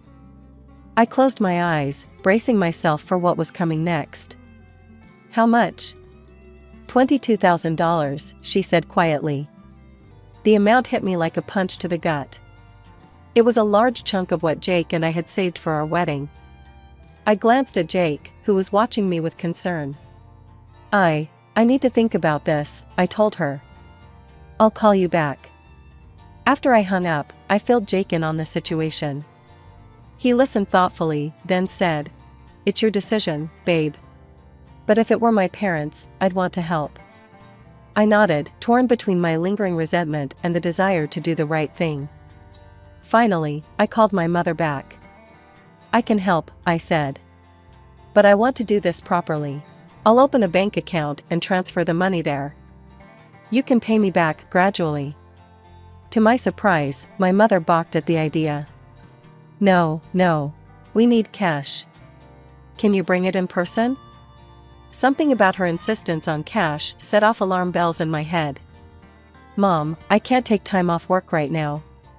But I can pay the hospital directly if you give me the details. No, she said quickly. I mean, I don't understand all these modern banking things. Please, Camilla. Cash would be easiest. I was confused and a little suspicious, but I pushed those feelings aside. This was my mother's health we were talking about. Okay, I said finally. I can't come myself, but Jake can bring the money. Is that all right? She agreed, and we made the arrangements. As I hung up, I couldn't shake the feeling that something wasn't quite right. But I pushed those thoughts aside. After all, what could possibly go wrong? Jake left early the next morning, a briefcase containing $22,000 in cash securely tucked under his arm. I kissed him goodbye, a knot of anxiety twisting in my stomach. I asked him to be careful and to call me as soon as he was done. He nodded, giving me a reassuring smile, promising he had everything under control. Hours later, my phone buzzed with a text from Jake, informing me of his arrival. I held my breath, waiting for his call. When it finally came, Jake's voice was filled with a mix of emotions as he recounted the events of his visit. Upon arriving at my parents' house, Jake found that neither of my parents was home. Instead, he was greeted by my sister, Sarah. Jake explained the purpose of his visit, stating that he had brought money intended for my mother. Sarah informed him that our mother had been admitted to the hospital and our father had gone to visit her. She explained that they were borrowing this money to pay for our mother's operation. Despite the unexpected turn of events, Jake handed over the money to Sarah. After completing this task, he quickly excused himself and left. When Jake returned home, I was eager to hear about his trip. As he walked through the door, I rushed to greet him. Thank you for doing this, Jake. I'm sure it will help my mom a lot. There's something else, Jake added, looking a bit uncertain. Sarah wasn't alone in the house. There was a guy there, looked like he was living there. I blinked in surprise. A guy? Living there? Mom never mentioned Sarah had a boyfriend, let alone one who moved in. Jake shrugged. Yeah, he seemed pretty comfortable. I was surprised too. I sat back, processing this new information. It was strange that my mother hadn't mentioned Sarah's boyfriend, but I brushed it off as just another example of our poor communication. Well, I'm just glad we could help with Mom's operation, I said finally. I hope she recovers quickly. As we sat there on the couch, I felt a mix of emotions. I was worried about my mother's health, but also grateful that we had been able to help. The presence of Sarah's boyfriend at my parents' house was unexpected, but I decided not to dwell on it. After all, my family's well-being was what mattered most right now. Every day, I'd call to check on my mother's progress, my heart racing each time until I heard her voice. The operation went well, dear, she'd say, her tone reassuring. We're so grateful for your help. I'm feeling better already. Relief washed over me with each call, but a nagging feeling persisted in the back of my mind. Something felt off, but I couldn't quite put my finger on it. A month passed, and I decided it was time to see for myself how my mother was doing. I took some time off work and made the journey back to my childhood home. When I arrived, I was surprised to find my mother already up and about, looking normal. There were no visible signs of her recent surgery, no hints of the illness that had allegedly threatened her life just weeks ago. Mom, I started, hesitantly. How are you feeling after the operation? She waved her hand dismissively, avoiding my gaze. Oh, much better. No need to worry about all that now. Would you like some tea? I wanted to press further, but seeing her bustling around the kitchen, I decided not to upset her. Maybe she just didn't want to relive the ordeal. My father was there too, doting on my young niece. Sarah, however, was conspicuously absent. "Where's Sarah?" I asked, watching my niece play with her toys. My mother's face lit up. "Oh, Sarah's doing so well. She's got a job now, can you believe it? Works 7 days a week, even spends some nights there. Such a hard worker, our Sarah." I couldn't hide my shock. This didn't sound like the sister I knew at all. "Wow, that's quite a change. People can surprise you," my mother said, a strange smile playing on her lips. "I spent 2 days with my parents, playing with my niece, and trying to reconnect with my family. But something felt off. There was an undercurrent of tension, whispered conversations that would stop when I entered the room. Finally, it was time for me to head back home. As I drove, my mind wandered, trying to make sense of the strange visit. On a whim, I pulled over at a rest stop and decided to check social media. I hadn't bothered in a while, given how distant I'd become from my family. As I scrolled through Sarah's profile, my heart stopped. There, in vibrant color, were photos of my sister in a white gown, beaming next to a man I recognized as the one Jake had seen at the house. The caption read, "Just married. Thanks Mom and Dad for the amazing wedding and dream honeymoon." The pieces suddenly fell into place with sickening clarity. The money, the rushed need for cash, the evasive answers about the operation. It had all been a lie. My vision blurred as the reality of the situation hit me. Without thinking, I flung open the car door and stumbled out, gasping for air. The cool breeze did little to calm the storm of emotions raging inside me. Betrayal, anger, hurt, they all swirled together as I leaned against my car, trying to steady myself. With shaking hands, I pulled out my phone and dialed my mother's number. Each ring felt like an eternity until finally, she answered. "Camilla? Is everything all right?" Her voice was casual, as if nothing was wrong. "Mom," I managed, my voice trembling. "I need you to be honest with me. What happened to the money we sent for your operation?" There was a long pause on the other end of the line. When she spoke again, her tone had changed.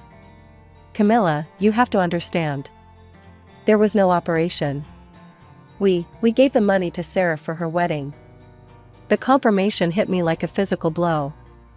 "How could you?" I whispered. "Your sister finally met a good man," my mother explained, her voice taking on a defensive edge. "We couldn't leave her without a proper wedding gift. This was her chance at happiness." Tears streamed down my face as I spoke. "Do you have any idea how hard I worked for that money? How many nights I stayed up, how many weekends I gave up? Jake and I were saving that for our own wedding." There was a moment of silence before my mother responded, her voice cold and indifferent. "You're smart, Camilla. You can always earn more." Her callous response sparked a fire of anger within me. "I want the money back," I demanded. "All of it, now." To my shock, my mother laughed. It was a harsh, mirthless sound that sent chills down my spine. "Oh, Camilla," she said, her voice dripping with condescension. "You can't prove you gave us any money." "What?" I gasped. "Jake brought it to you. He gave it to Sarah." "Did he now?" My mother's voice was sickeningly sweet. "That's not how I remember it. If you try to take this to court, I'll tell them your boyfriend is a fraud. That he took the money for himself and never gave us a cent." I felt like I was going to be sick. You wouldn't." "Try me," she challenged. "It's your word against ours, dear. And let's face it, who would believe the daughter who's barely spoken to her family in years over her poor, struggling sister and her devoted parents?" Before I could respond, the line went dead. I stared at my phone in disbelief, my mother's words echoing in my ears. The depth of their betrayal was staggering. Not only had they lied to me, stolen from me, but now they were threatening to paint Jake as a criminal if I tried to get the money back. I slumped against my car, my legs no longer able to support me. How had it come to this? My own family, the people who were supposed to love and support me unconditionally, had manipulated and betrayed me in the worst possible way. I stumbled through our apartment door, emotionally drained and still reeling from the conversation with my mother. Jake was there in an instant, concern etched across his face. "Camilla, what happened?" he asked, guiding me to the couch. Through tears, I recounted everything: the wedding photos, the phone call, my mother's cruel words and threats. Jake listened intently, his arms around me, providing silent support. When I finished, Jake took a deep breath. "I had a feeling something wasn't right about that whole situation," he said softly. "That's why I took some precautions." Jake stood up and retrieved his laptop. "I bought a hidden camera before I went to your parents' house," he explained. "I had a hunch we might need proof of what happened." My eyes widened as Jake pulled up a video file. There on the screen was Jake, handing over the cash to Sarah. Clear as day, we could hear Sarah counting the money and stating it was for our mother's operation. "Jake," I whispered, "you're brilliant." He squeezed my hand. "With this, we can prove what really happened. Your mother can't deny it or threaten to accuse me of fraud." The next day, we met with a lawyer. After reviewing our evidence, she was confident we had a strong case. "It won't be a quick process," she warned us. "These things take time. But with this video, I believe we'll win." As we left the lawyer's office, Jake turned to me. "You know, we don't have to put our lives on hold while this plays out," he said. "Why don't we get married now?" I looked at him, surprised. "But what about the big wedding we were planning?" Jake shook his head. "That doesn't matter. What matters is us, starting our life together. We don't need a lavish party for that." Over the next few weeks, we planned a small, intimate ceremony. It wasn't the grand affair we'd originally envisioned, but as I stood there, exchanging vows with Jake surrounded by our closest friends, I realized this was perfect. There was a noticeable absence: my family. I hadn't called them, hadn't told them about the wedding. As much as it hurt, I knew it was for the best. As Jake and I shared our first dance as a married couple, I felt a weight lift off my shoulders. Yes, there was still a legal battle ahead, and the pain of my family's betrayal was still fresh. But here, in this moment, surrounded by people who truly loved and supported me, I felt hope for the future. Months passed, and our lawsuit against my mother finally went to court. As we presented our evidence, including Jake's video recording, I could see the shock and disbelief on the judge's face. My mother's attempts to paint us as liars crumbled in the face of irrefutable proof. The day the verdict was announced, my phone rang. It was my mother. "How dare you?" she hissed, her voice dripping with venom. "After everything we've done for you, this is how you repay us? You ungrateful child." I remained silent as she ranted, listing off every perceived sacrifice they'd made for me growing up. Her words, once capable of cutting me to the core, now felt hollow. "I hope you're happy," she spat. "As of this moment, you are no longer my daughter. You're dead to me." The line went dead before I could respond. I stood there, phone in hand, feeling a mix of pain and, surprisingly, relief. The court ordered my mother to repay the $22,000. I later learned she had to take out a loan to cover it. Life moved on. Jake and I focused on our careers and our life together, leaving the drama of my family behind.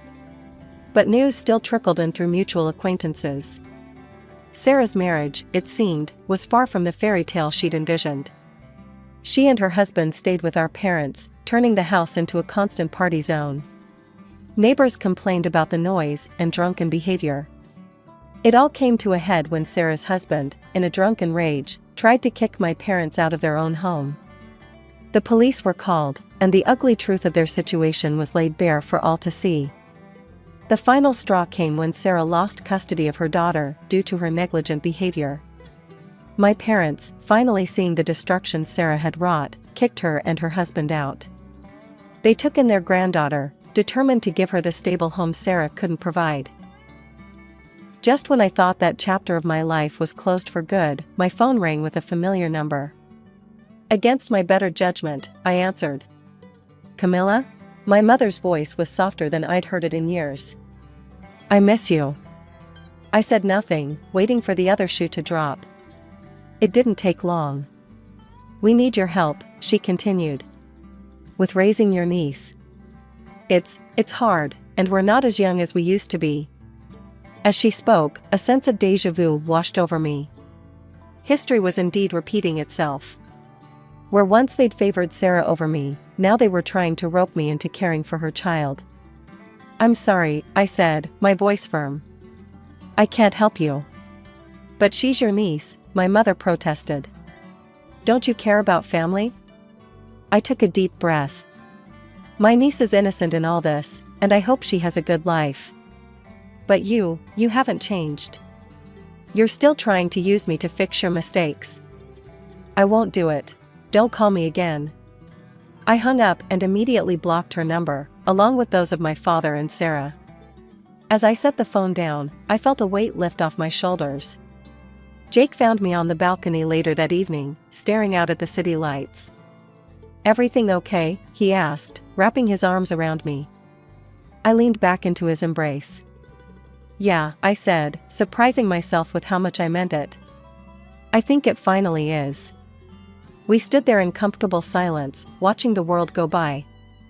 I thought about the journey that had brought me here, the pain, the betrayals, the hard lessons learned. But I also thought about the strength I'd found, the love I'd built with Jake, and the life we were creating together. My name's Laura, and I'm the younger of two sisters in what you might call a blended family. But blended implies some kind of harmony, and let me tell you, there wasn't much of that growing up. My mom had been married before, to some guy who died when my half-sister was 5. Then she met my dad, they got hitched, and pop. Out I came a year later. Sounds like a neat little package, right? Wrong. See, my mom had this house she inherited from her first husband. Nice place, nothing too fancy. She also owned a sewing factory. After she and my dad tied the knot, she asked him to help run the business. They made a good team, I'll give him that. Dad handled the money stuff, Mom took care of making things and dealing with people.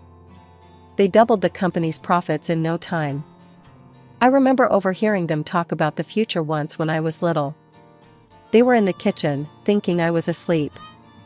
"I hope the girls will take over someday," Mom said. "Keep it in the family, you know?" Dad agreed.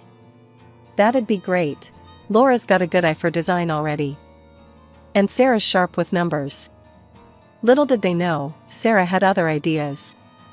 My dear half-sister never let me forget that everything, the house, the business, even the damn spoons we ate with, belonged to her and Mom. "This is my house," she'd say, blocking the door to her room. "You're just living in it, 'cause your dad mooches off Mom." I was too young to understand why she was so mean. I just wanted to play with her cool toys or borrow a pencil to draw.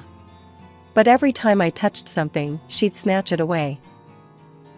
"That's mine," she'd screech. "My real dad bought it before he died." "You can't have it." Mom tried to stop her. "Sarah, honey, that's not nice. Laura's your sister." "Half-sister," Sarah would spit back.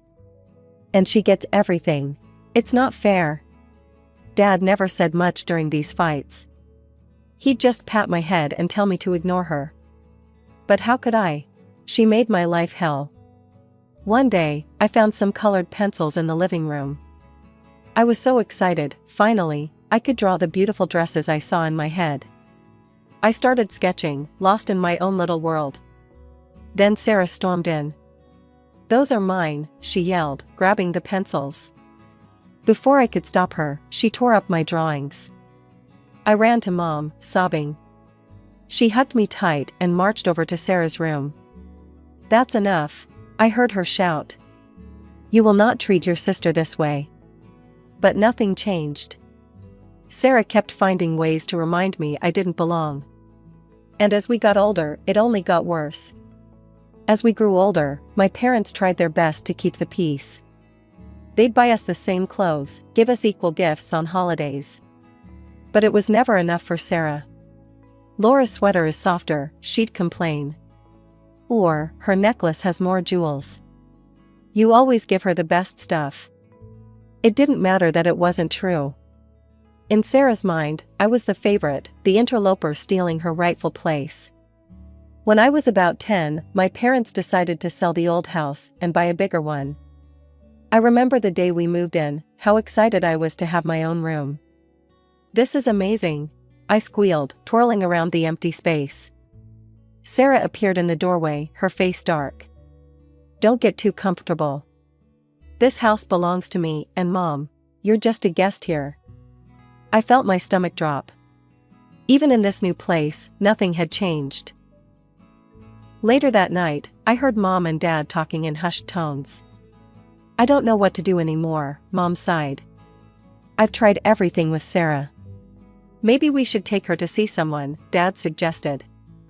"A therapist or counselor?" Mom agreed, and soon Sarah was going to weekly sessions. But if anything, it only made her more resentful. "Oh, so now I'm crazy," she spat one day after a particularly rough appointment. "You just want to fix me so precious Laura can have a perfect life." I wanted to scream that my life was far from perfect with her in it, but I kept my mouth shut. It never did any good to argue with Sarah. As the years went by, Sarah's victim complex only grew. Everything was someone else's fault, usually mine. She'd complain endlessly about how unfair her life was, how no one understood her. "You're all against me," she'd say. "You owe me for everything I've been through." I started avoiding her as much as possible, staying in my room or at friends' houses. Anything to escape the constant drama. When Sarah finally graduated high school and left for college in another city, it felt like the whole house breathed a collective sigh of relief. "Maybe some time away will do her good," Mom said hopefully. For the first time in years, I felt like I could relax in my own home. No more walking on eggshells, no more surprise attacks of Sarah's jealousy. Those 4 years while Sarah was away at college were the happiest of my young life. I threw myself into my studies, especially art and design. I'd spend hours sketching clothes, dreaming up new styles. Mom noticed my passion and started bringing home scraps of fabric from the factory for me to play with. "You've got a real talent, Laura," she'd say, admiring my creations. For once, I felt seen for who I was, not just as Sarah's annoying little sister. I started to imagine a future where I could use my skills, maybe even in the family business. After graduation, I'd been accepted to a college in another city to study design, which was a dream come true.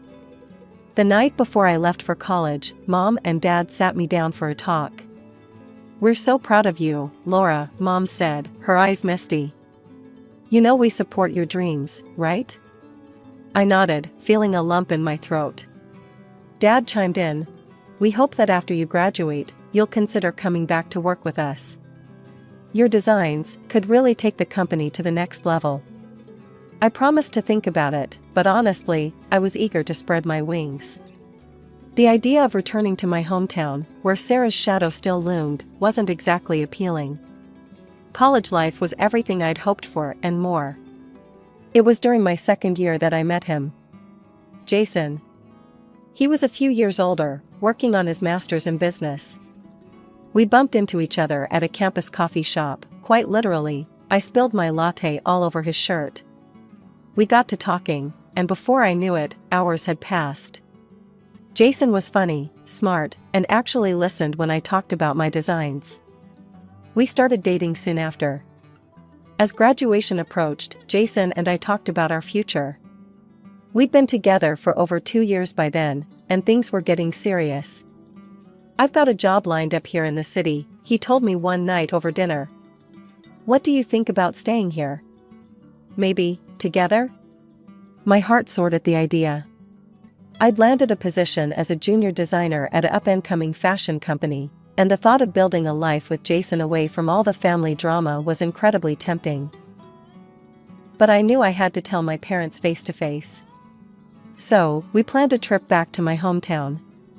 I was nervous about introducing Jason to my family, especially since I knew Sarah would be there too.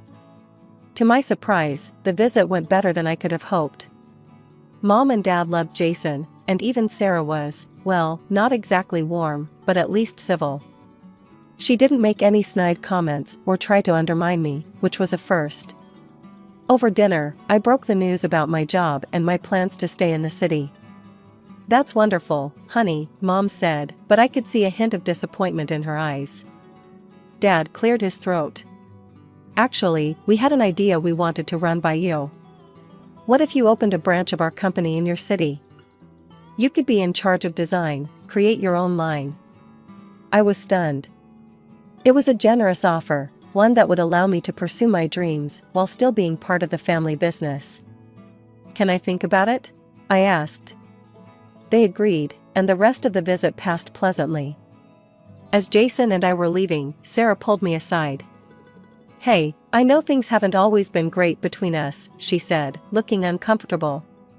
"But I'd like to try and change that. Maybe I could visit you sometime?" I was skeptical, but nodded. "Sure, that'd be nice." Life settled into a comfortable rhythm after Jason and I returned from my hometown. I threw myself into my new job, learning the ropes and impressing my bosses with my designs. Jason and I started talking about marriage, looking at apartments, dreaming of our future together.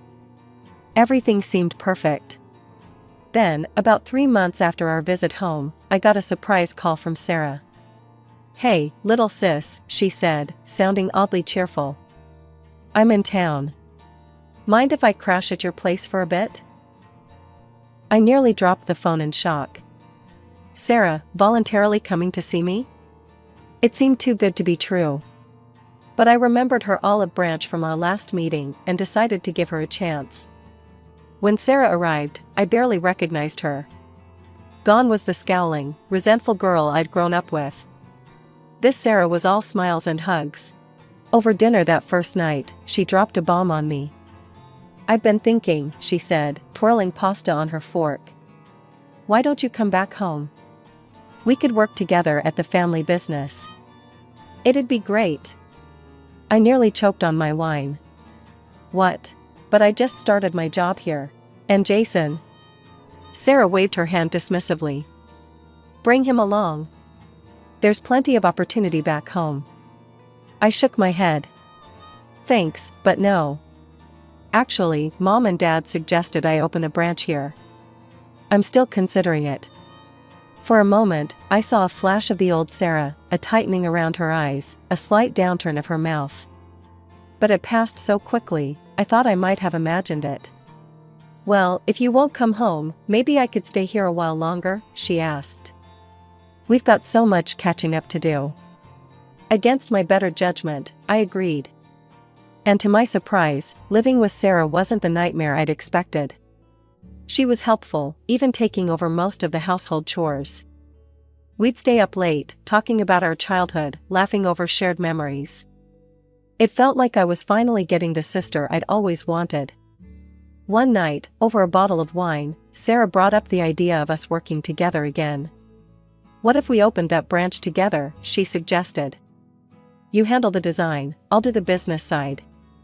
We'd make a great team." The idea was tempting. Despite our rocky past, Sarah and I had been getting along so well. And having her business acumen could really help get the new branch off the ground. "Let me think about it," I said, not wanting to commit just yet. As the weeks passed, Jason started coming over more often. At first, I was nervous about how he and Sarah would get along, given our history. But to my relief, they seemed to hit it off. I'd come home from work to find them laughing over inside jokes, or deep in discussion about some business concept. It warmed my heart to see two important people in my life getting along so well. Jason and I set a date for our wedding, just 6 months away. I designed the invitations, carefully curated the guest list, and agonized over every detail of the menu and decorations. Sarah was there every step of the way, offering suggestions and support. Meanwhile, Jason and I had decided to open the branch of my family's company after the wedding.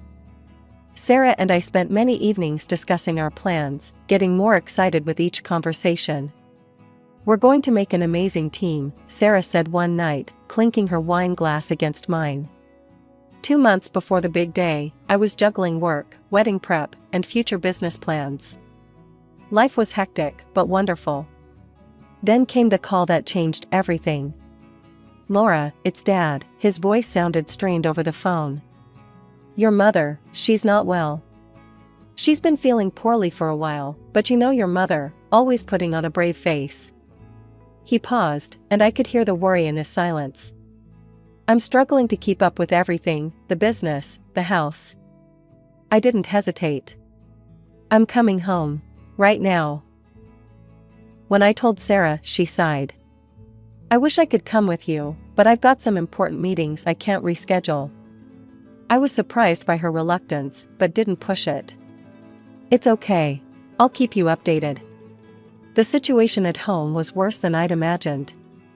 Mom looked pale and fragile, nothing like the vibrant woman I remembered. The doctor's diagnosis was devastating, a tumor, requiring immediate surgery. I threw myself into action, taking over household chores, helping Dad with the business where I could, and most importantly, being there for Mom. I arranged to work remotely, squeezing in design work between hospital visits and home care.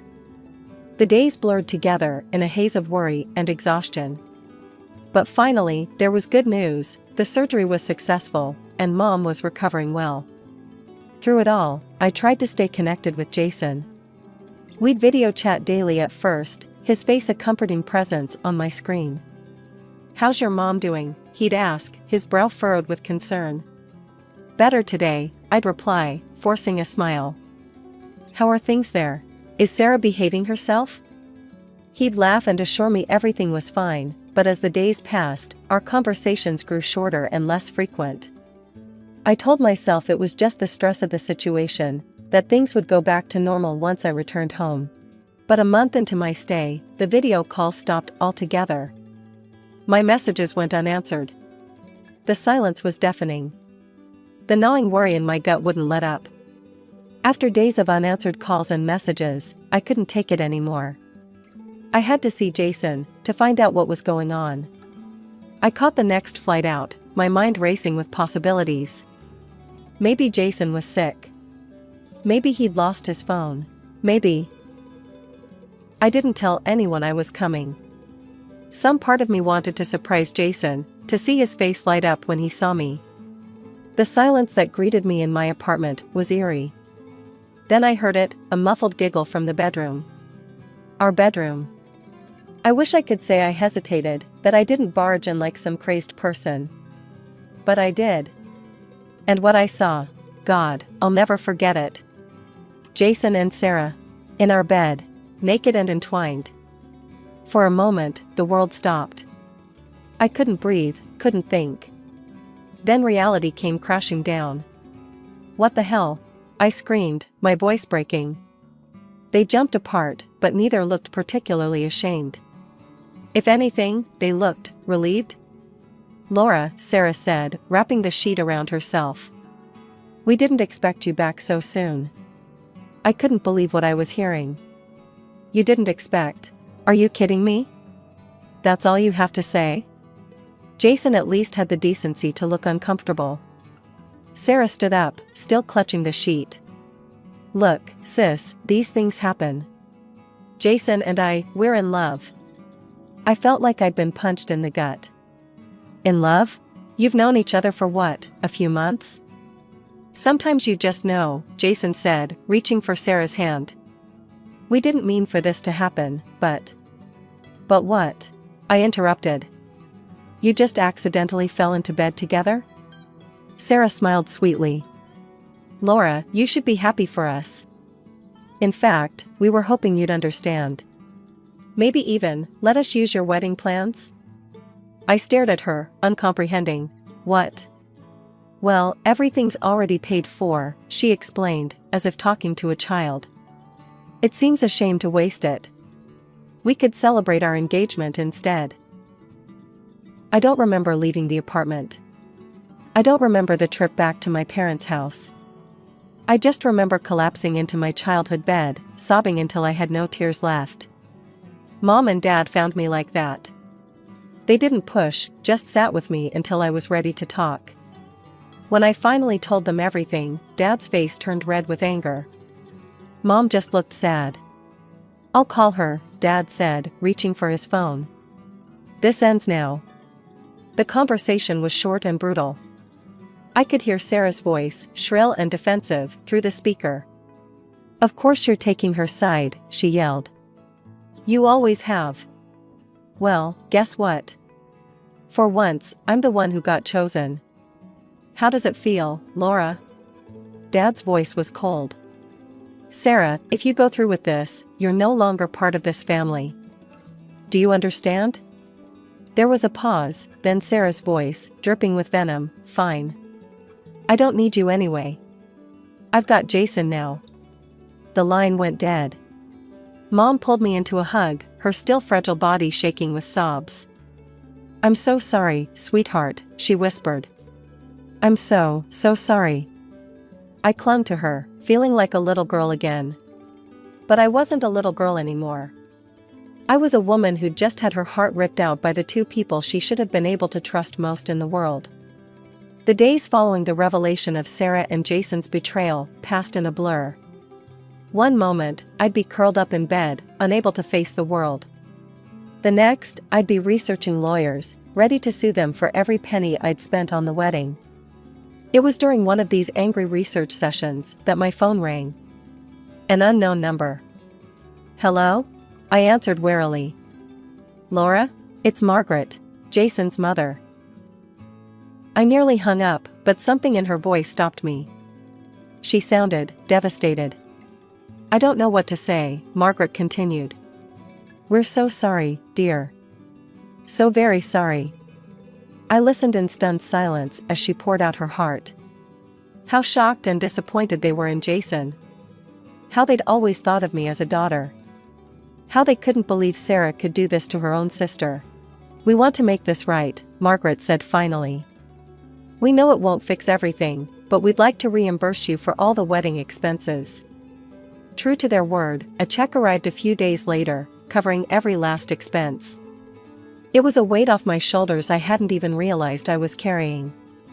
As the date of what would have been my wedding approached, I made a decision. I couldn't go back to the city, not yet. There were too many memories, too much pain. Would it be okay if I stayed here for a while? I asked Mom and Dad over dinner one night. Maybe work for the company? They exchanged a look, then Dad smiled. We were hoping you'd say that. We could use your talents, especially in design. And just like that, I had a new direction. I threw myself into work with a fervor that surprised even me. Every sketch, every design, was a middle finger to Sarah and Jason.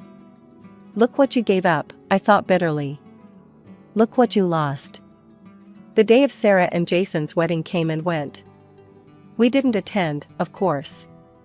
I spent the day locked in my office, working on a new line of youth clothing I'd been dreaming up. Months passed. My design started gaining traction. The youth line was a hit, bringing in a whole new demographic of customers. Within a year, I'd helped increase the company's turnover by $1 million. Sarah and Jason? They were dead to me. I didn't think about them, didn't wonder what they were doing or if they were happy. They'd made their choice, and I'd made mine. 3 years passed in a blur of fabric swatches, design meetings, and growing success. I'd thrown myself into work, using my pain as fuel to drive our family business to new heights. Our company had become a major player in the fashion industry, and I'd made a name for myself as an innovative designer. One balmy summer evening, I was having dinner with Mom and Dad at their place. We were laughing over some silly memory when the doorbell rang. Dad frowned. Are we expecting anyone? I shook my head, a strange feeling of unease settling in my stomach. Mom went to answer the door, and suddenly the air was filled with a voice I hadn't heard in years. Well, look at this cozy family dinner, Sarah sneered, pushing past Mom into the dining room. Glad to see you're all doing so well without me. I stood up, my chair scraping against the floor. Sarah, what are you doing here? She looked different. Haggard, angry, with dark circles under her eyes. Oh, just thought I'd drop by, see how the other half lives, she spat. Especially now that I'm newly single. Dad's eyes narrowed. what happened to Jason? Sarah let out a bitter laugh. Turns out, once a cheater, always a cheater. He left me for his secretary. Ironic, isn't it? I felt a twinge of something, not quite sympathy, but a grim satisfaction. Karma, indeed. I'm sorry to hear that, I said, not entirely truthfully. But why are you here? Sarah's face hardened. I want what's mine. My share of the business. I'm family too, remember?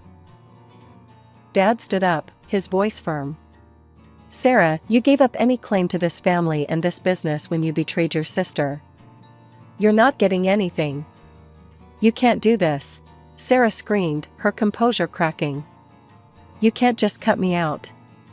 Mom stepped forward, her voice soft but resolute. We already have, Sarah. You're disinherited. Please leave. For a moment, I thought Sarah might lash out physically. But instead, she just glared at us all, her eyes burning with hatred. This isn't over, she hissed, before storming out. A few days later, I was in my office when I heard a commotion from the lobby. I rushed down to find Sarah in the middle of our workspace, screaming at the top of her lungs. You're all being deceived, she yelled at our bewildered employees. My parents are unscrupulous liars.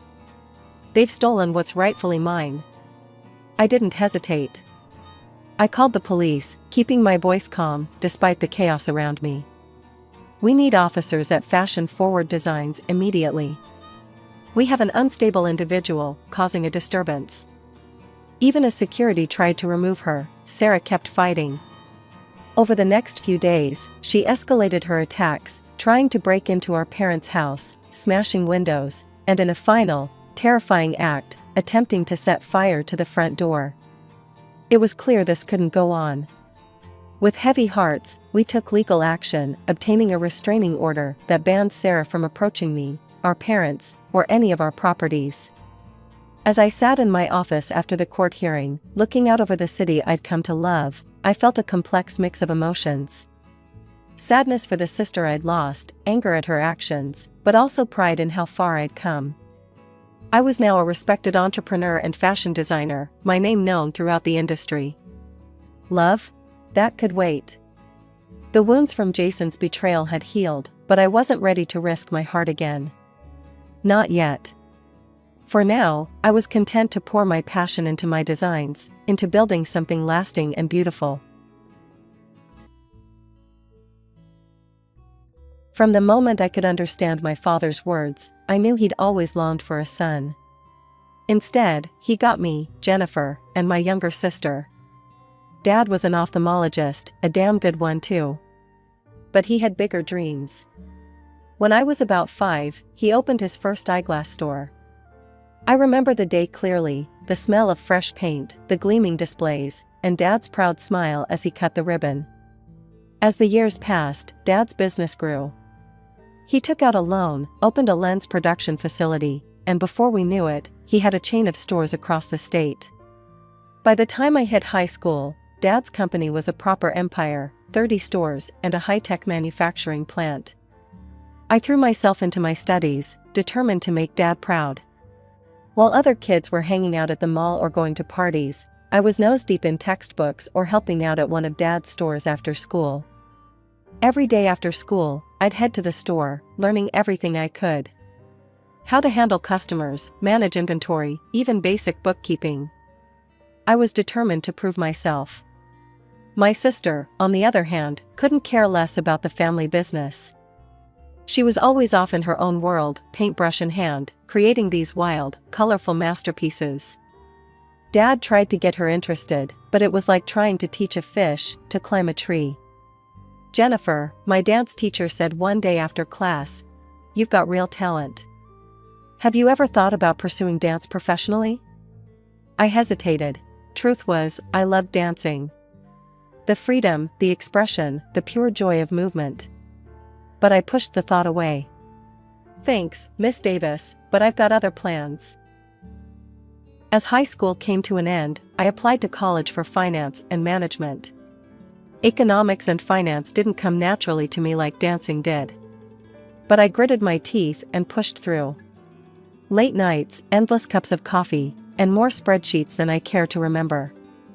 Meanwhile, my sister breezed through art school, met a guy, and got married right after graduation. To everyone's surprise, her new husband started working for Dad's company. The day I graduated college, I felt a mix of relief and determination. As I walked across that stage, diploma in hand, I could see Dad in the audience, grinning from ear to ear. This was it. I was ready to take on the family business. As I stepped off the bus in my hometown, the familiar sights and smells washed over me. It felt like nothing had changed, but everything was different. I was different. No longer the wide-eyed girl who left for college, but a woman with a degree and a purpose. Dad was waiting for me, leaning against his car with that proud smile I'd always longed to see. "Welcome home, Jen," he said, pulling me into a bear hug. "Ready to get to work?" I nodded, determination stealing my spine. "More than ready, Dad." The next few weeks were a whirlwind. Dad started me off in accounting, dealing with primary documentation. It wasn't glamorous, but I threw myself into it with gusto. Every invoice, every receipt, every ledger entry was a step towards proving myself. Years passed, and I climbed the corporate ladder. Deputy Chief Accountant, that was my new title. I was helping Dad with budget planning now, feeling like I was finally making a real difference in the company. My brother-in-law, Tom, was rising through the ranks too. Dad made him head of the supply department, and man, did that guy know how to schmooze. Dad loved him, treated him like the son he never had. I tried not to let it bother me, focusing instead on my own work. But I couldn't help feeling a twinge of jealousy every time I saw them laughing together in Dad's office. Then came the day Dad called me into his office. My heart was pounding as I sat down across from him. "Jennifer," he said, his face serious. "I've been thinking. You've done great work in accounting, and I think it's time for a change." I held my breath, hoping against hope that this was it, the moment I'd been working towards all these years. "I'm making you manager of our retail chain," he said, smiling. "And Tom? He's going to be my deputy at the lens factory." I felt like I'd been punched in the gut. Manager of the retail chain? It was a step up, sure, but it wasn't what I'd been hoping for. And Tom, he was now second in command at the factory, the heart of our business. "Thanks, Dad," I managed to say, forcing a smile. "I won't let you down." As I left his office, I couldn't shake the feeling that no matter how hard I worked, I'd always be playing second fiddle to Tom. Weeks went by, and I threw myself into my new role. I was determined to prove that I could do more than just crunch numbers. But then, something strange happened. I was reviewing a new shipment of glasses when I noticed some discrepancies in the documents Tom had provided. The numbers didn't add up, and something about the quality felt off. "Hey, Tom," I said, catching him in the hallway. "Can we talk about these documents for the new shipment? Some things aren't quite clear." He barely glanced at the papers. "Everything's fine, Jen.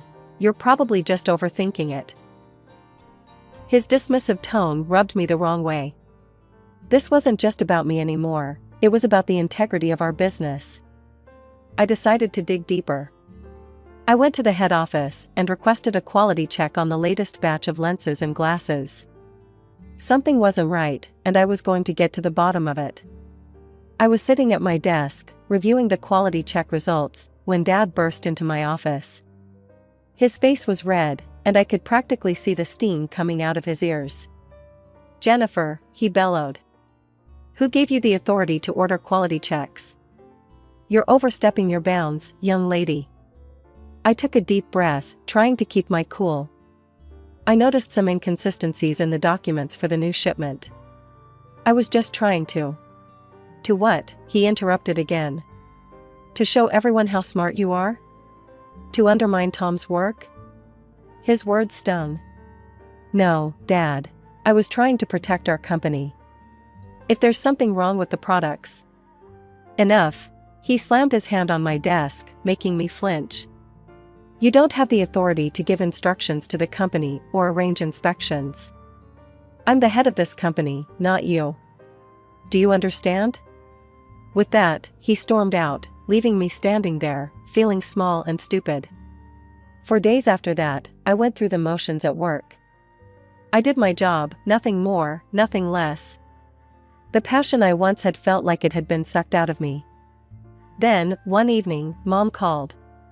"Jennifer, honey," she said, her voice excited. "Your father's decided to retire. We want to throw him a party, and I was hoping you could help organize it." I felt a mix of emotions, relief that Dad was stepping down, anxiety about what that meant for the company, and a petty part of me that wanted to refuse just to spite him. But in the end, the part of me that still yearned for his approval won out. "Sure, Mom," I said. "I'd be happy to help." As I planned the party, an idea struck me. Dad had always loved jazz. What if I could get his favorite band to play at the party? It would be expensive, sure, but seeing the look on his face would be worth it. I called Mom to run the idea by her, and she agreed enthusiastically. We decided to split the cost, I, Mom, and Sarah and Tom. I called Sarah next. "Hey, sis," I said. "I've got an idea for Dad's retirement party. What do you think about getting his favorite jazz band to play?" There was a pause on the other end. "I don't know, Jen," Sarah said hesitantly. "Sounds expensive. Let me talk to Tom about it." I waited anxiously for her response. Hours turned into days, and finally, Sarah called back. "Sorry, Jen," she said, not sounding sorry at all. "Tom says it's too expensive. We can't chip in." In the end, Mom and I split the cost ourselves. It was a stretch for my budget, but I was determined to make this party special for Dad. The night of the party arrived, and the venue was buzzing with excitement. The place looked fantastic, if I do say so myself. Soft jazz played in the background as guests mingled, waiting for the main event. As the evening progressed, the moment I'd been waiting for finally arrived. The lights dimmed, and the first notes of Dad's favorite jazz band filled the air. I held my breath, watching Dad's face. His eyes widened in disbelief, then filled with tears. He stood there, transfixed, as the music washed over him. I've never seen him look so genuinely happy. "I can't believe it," he whispered, his voice choked with emotion. "They're here. They're really here." I felt a warmth spread through my chest. This was the moment I'd been working towards. I opened my mouth to tell Dad it was my idea when Tom suddenly appeared at Dad's side. "Surprise, Dad," Tom said, clapping Dad on the shoulder. "Sarah and I thought you'd like this little treat." I felt like I'd been punched in the gut. I took a step forward, ready to set the record straight, when I felt a hand on my arm. It was Mom. "Jennifer, honey," she said quietly, her eyes pleading. "Let it go. Don't spoil the moment for your father." I wanted to argue, to shout the truth from the rooftops. But looking at Dad's happy face, I couldn't bring myself to do it. I swallowed hard and nodded, forcing a smile. As the night wound down, Dad took the stage for a speech. I perked up, hoping that maybe, just maybe, he'd acknowledge my role in organizing everything. "Family," Dad began, his voice thick with emotion. "Family is everything. And tonight, as I prepare to step away from the company I built, I'm filled with gratitude for the support you've all given me." I smiled, waiting for my name to be mentioned. "But more than that," Dad continued, "I'm filled with hope for the future. Hope that this company will continue to thrive for generations to come. And that's why I've made a decision. It's time to pass the torch." I straightened up, my pulse pounding in my ears. This was it. All those years of hard work were about to pay off. "Tom," Dad said, turning to my brother-in-law with a proud smile, "I'm making you the new CEO of the company." The room erupted in applause, but I couldn't hear it over the roaring in my ears. Tom? He was giving the company to Tom? "Not only that," Dad continued, oblivious to my shock, "but I'm also entrusting our entire chain of eyewear stores to Tom's capable hands." I felt like I was going to be sick. This couldn't be happening. It had to be a nightmare. After Dad's announcement, I approached him, my voice barely above a whisper. "Dad, what about me?" He looked at me, his expression a mix of pity and condescension that made my blood boil. "Jennifer, sweetheart," he said, patting my shoulder. "You're a woman. Which means you're a priori stupid and incompetent in management matters. You don't understand anything about running a company." I couldn't believe what I was hearing. "But Dad, I've worked so hard. I've dedicated my life to this company." He waved his hand dismissively. I know, and that's admirable. But let's face it, you've always been more interested in dancing, haven't you? Now you can pursue that without worrying about the company. Leave the business to those who can actually do it." Without another word, I turned and walked away. I grabbed my coat, ignored my mother's concerned calls, and stormed out of the restaurant. As the cool night air hit my face, I finally let the tears flow. A couple of hours later, I was already packing my bags. I didn't know where I was going, but I knew I had to get away. Away from the family business, away from my father's crushing disappointment, away from Tom's smug face. My phone buzzed. It was my sister, Sarah. I almost didn't answer, but something made me pick up. "Jen?" Sarah's voice was irritatingly chipper. "Where are you? Dad's looking for you. He wants to know when you're planning to serve the cake. Tom's got a sweet tooth, you know." I couldn't believe what I was hearing. After everything that had happened, they were worried about cake? "Tell your husband to figure out the cake situation himself," I snapped. "He's the big boss now, isn't he?" I hung up before she could respond. With my bags packed and my resignation letter emailed to HR, I left town. I ended up in a city a few hours away, determined to start fresh. It wasn't easy at first. I landed a junior position at a large auditing firm. The work was challenging, but I threw myself into it with everything I had. No more trying to please anyone but myself. Years passed. I climbed the corporate ladder, earning a reputation as a skilled and dedicated auditor. The firm gave me increasingly difficult and interesting cases, trusting my judgment and expertise. And in the evenings, I danced. I found a studio near my apartment and started taking classes again. It felt like coming home, like rediscovering a part of myself I had buried for far too long. I barely spoke to my family during this time.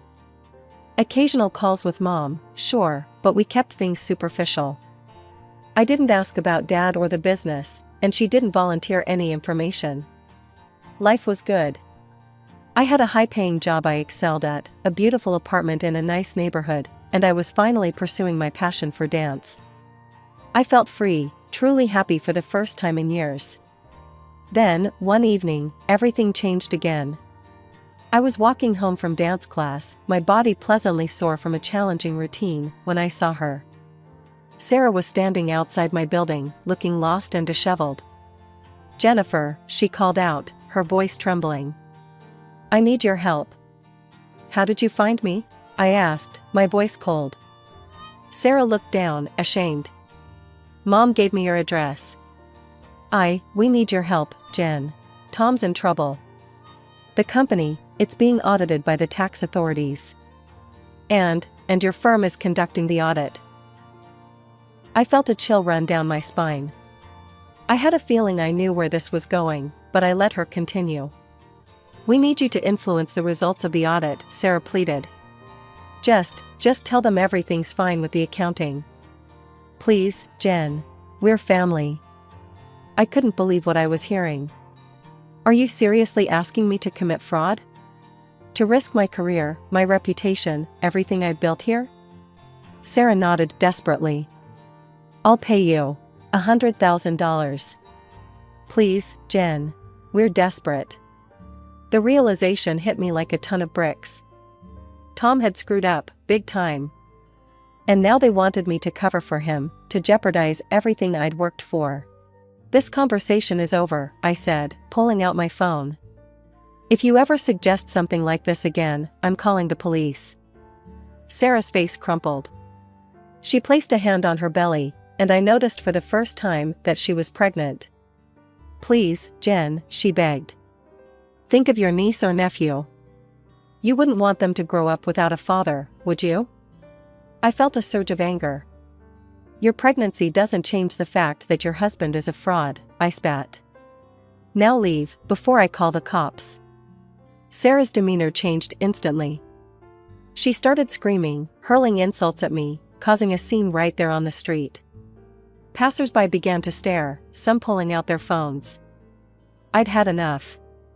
Without another word, I turned and walked into my building, leaving Sarah screaming on the sidewalk. A month passed after Sarah's unexpected visit. I threw myself into work, trying to forget about the whole ordeal. But fate, it seemed, had other plans. One evening, as I was reviewing some files for a particularly complex audit, there was a knock at my door. I wasn't expecting anyone, and for a moment, I feared Sarah had returned. But when I opened the door, I was shocked to see my parents standing there. They looked older, more tired than I remembered. Dad, once the picture of confidence, now seemed small and defeated. Mom's eyes were red-rimmed, as if she'd been crying. Jennifer, Dad said, his voice barely above a whisper. Can we come in? We need to talk. Hesitantly, I let them in. We sat in my living room, an uncomfortable silence stretching between us. Finally, Dad spoke. We've come to ask for your forgiveness, he said, his voice breaking. We've made terrible mistakes, and we've wronged you deeply. What followed was a confession that left me reeling. Tom, the golden boy, the son my father never had been running a massive scam for years. He'd been buying counterfeit lenses cheaply from South Asia and passing them off as expensive branded products through our chain of stores and pocketing the difference. He'd been siphoning money into offshore accounts for years.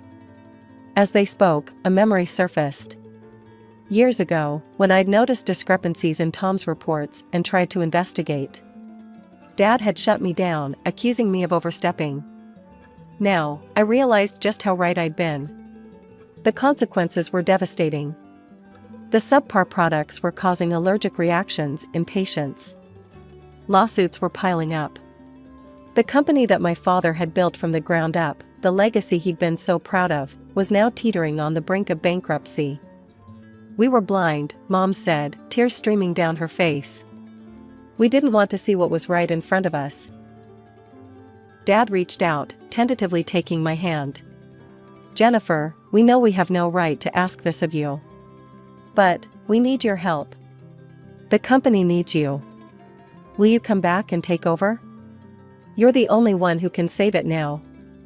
I stood there, my parents' plea echoing in my ears. For a moment, I was tempted.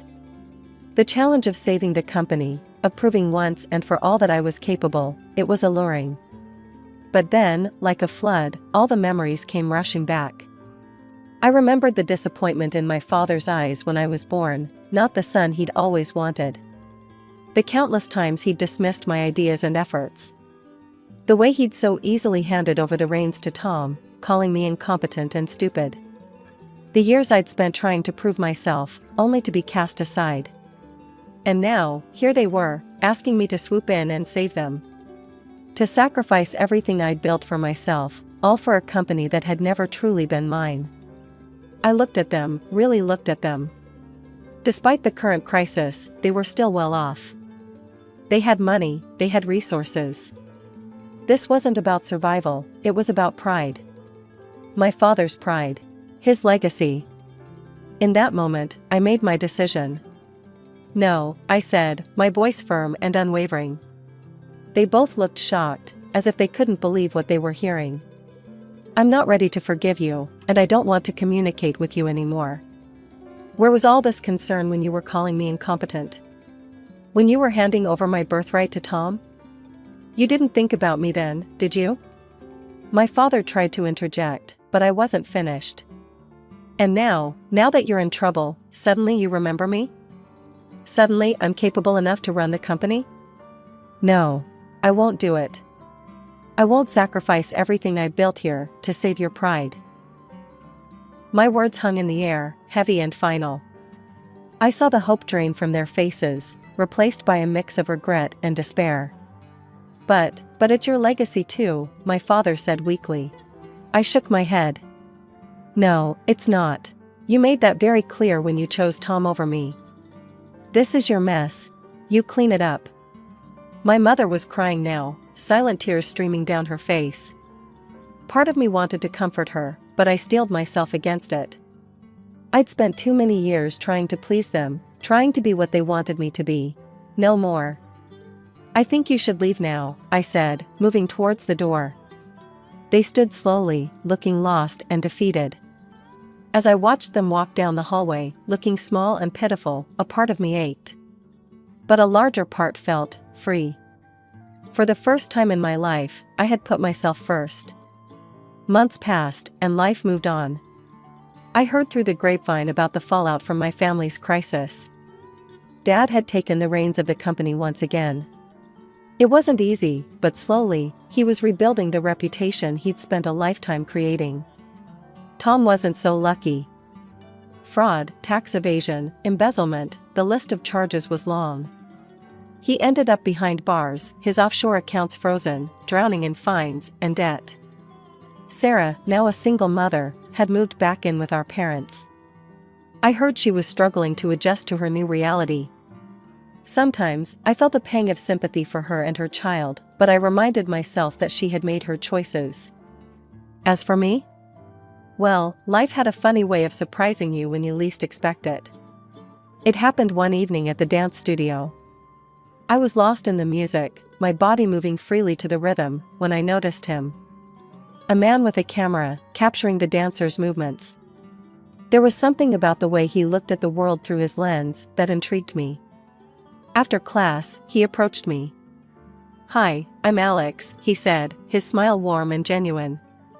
I hope you don't mind, but I got some great shots of you dancing. You're really talented. We got to talking, and before I knew it, hours had passed. Alex was a freelance photographer, with a passion for capturing moments of pure joy and freedom. As we parted ways that night, he hesitated for a moment. Listen, Jennifer, he said, a hint of nervousness in his voice. Would you like to grab coffee sometime? Or dinner, maybe? I surprised myself by saying yes without hesitation. That was the beginning of something beautiful. Alex and I started dating, and with him, I discovered a side of myself I never knew existed. He encouraged me to be more open, more free-spirited. Through his eyes, I saw the world in a new light. Our relationship developed naturally, without pressure or expectations. We enjoyed each other's company, shared our passions, and supported each other's dreams. For the first time in my life, I was with someone who saw me for who I truly was, not for who they wanted me to be. One evening, as we walked hand in hand through the city park, Alex turned to me. You know, Jen, he said, his eyes twinkling, you've changed since we first met. You're more, you. More open, more free. It suits you. I thought about his words, about the journey I'd been on. From the dutiful daughter trying to prove herself, to the woman who stood up for herself, to now, someone who was learning to embrace life with open arms. You're right, I said, returning his smile. I do feel different. Freer. Happier. As we continued our walk, I reflected on the twists and turns my life had taken. The pain, the disappointments, the hard decisions, they had all led me here, to this moment. I wasn't the person I thought I'd be all those years ago, working in my father's company. I was someone better, someone true to herself. I never thought my life would turn out like this. My name's Rita, and this is my story. I was born to farmers, good people who taught me the value of hard work from the day I could walk. Our days started before dawn, tending to the animals and crops. Life was simple back then. I'd go to school, come home, and help around the farm. Weekends were for family time and catching up on chores. I didn't know any different, and I didn't want to. But things changed when I graduated high school. My parents, bless their hearts, wanted more for me than a life on the farm. Rita, we've been talking, Dad said one evening as we sat around the dinner table. Your mom and I think you should go to college. And just like that, my world expanded.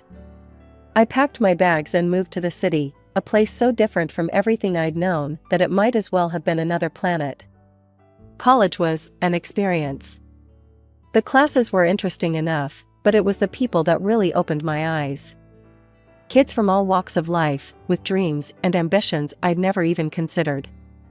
And then there was Jack. I met him in my second year. He was charming, confident, and so different from the farm boys back home. Jack knew exactly what he wanted from life, or so I thought. Life's too short to waste it working yourself to the bone, he'd say, lounging on the grass outside the library. We should enjoy ourselves while we're young. I was smitten. Here was someone who saw life as an adventure, not just an endless series of chores. We started dating, and before I knew it, we were talking about marriage. When I told my parents, they were cautious. They wanted to meet Jack, to get to know the man who'd stolen their daughter's heart. He seems nice enough, Dad said after Jack's first visit to the farm. But there's something, I don't know. Just be careful, Rita. I brushed off his concerns. What did my old-fashioned father know about modern love? Jack was perfect, and we were going to have a perfect life together. My parents, bless them, paid for our wedding and even bought us an apartment in the city. We want you to have a good start, Mom said, her eyes misty. Thanks, Mom, Dad, I said, hugging them tight. I promise I'll make you proud. As Jack and I stood at the altar, exchanging vows and rings, I thought my life was set. I had a husband who loved me, a good job in the city, and a bright future ahead. The first couple of years of our marriage were, well, I thought they were good. Jack and I both had jobs in the city, and we settled into a routine. But looking back, I can see the cracks that were forming even then. Rita, do we have to go to your parents' farm this weekend? Jack would whine every time I suggested a visit. It smells like manure, and your dad always wants me to help with something. I'd sigh and try to reason with him. They're my family, Jack. And they've done so much for us. Fine, he'd grumble. But I'm not shoveling any cow crap. I brushed it off as city boy squeamishness. After all, I'd grown up with those smells and chores. But now I wonder if I should have seen it as a red flag. 2 years into our marriage, I got pregnant. I was over the moon, and my parents were ecstatic. A grandchild, Mom squealed over the phone. Oh, Rita, we're so happy for you. Jack's reaction was less enthusiastic. A kid? Already? I guess that's okay. I chalked it up to nerves. Surely he'd warm up to the idea of being a father. My parents, bless their hearts, continued to support us. They bought us a car, paid for vacations. I was grateful, but Jack seemed to take it all for granted. Of course they're helping us, he'd say. That's what parents do. When our son, Tommy, was born, I fell in love all over again. But Jack, well, he tried, I'll give him that. But fatherhood didn't come naturally to him. Can't you keep that kid quiet? He'd complain when Tommy cried at night. Some of us have to work in the morning. I'd bite my tongue and remind myself that we were both adjusting to parenthood. Life went on. We visited the farm when we could, though Jack's reluctance grew with each trip. Your dad asked me to help fix the tractor again, he'd grouse. I'm not a mechanic, for Christ's sake. I'd watch my dad and Jack working together, oil-stained and sweaty. Dad would be patient, explaining each step, while Jack would grimace and fumble with the tools. Then, tragedy struck. Within a year, both my parents passed away. I was devastated. They're gone, Jack, I sobbed into his shoulder. I can't believe they're gone. He patted my back awkwardly. It'll be okay.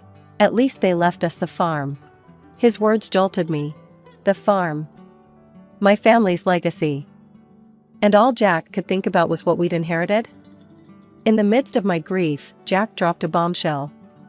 We should sell the farm, he said one night over dinner. We could buy a big house in the city.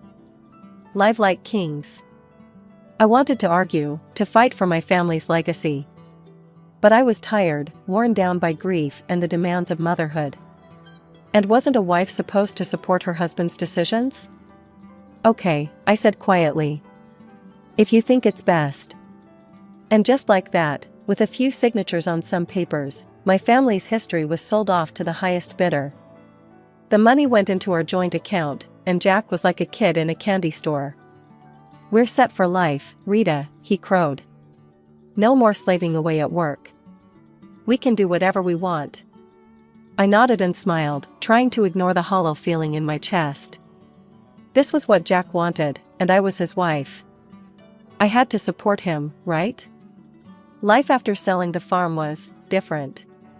The money from the sale cushioned us nicely, I'll give Jack that. We didn't have to work as hard anymore. We both cut back to part-time hours, and for a while, it felt like we were living the dream. But as the years went by, I started noticing things. Jack, who'd never been a hard worker to begin with, seemed to lose all motivation. He'd quit jobs at the drop of a hat, always with some excuse. That boss was a jerk, he'd say, or they expected too much. I'm not a slave, you know. I'd try to reason with him. Jack, we can't live off the farm money forever. We need to think about our future. He'd wave me off. Relax, Rita. We're set for life. Why work ourselves to death? Meanwhile, our son Tommy was growing up fast. He graduated high school, then college, and before I knew it, he was working and living on his own. I was proud of him, but I missed having him around. Then one day, I was flipping through the newspaper when a name caught my eye. It was an article about a successful concrete production plant, owned by none other than Jack's uncle, Robert. Jack, I called out, did you see this article about your Uncle Robert? Jack's face darkened. I don't want to hear about that old tyrant, he snapped.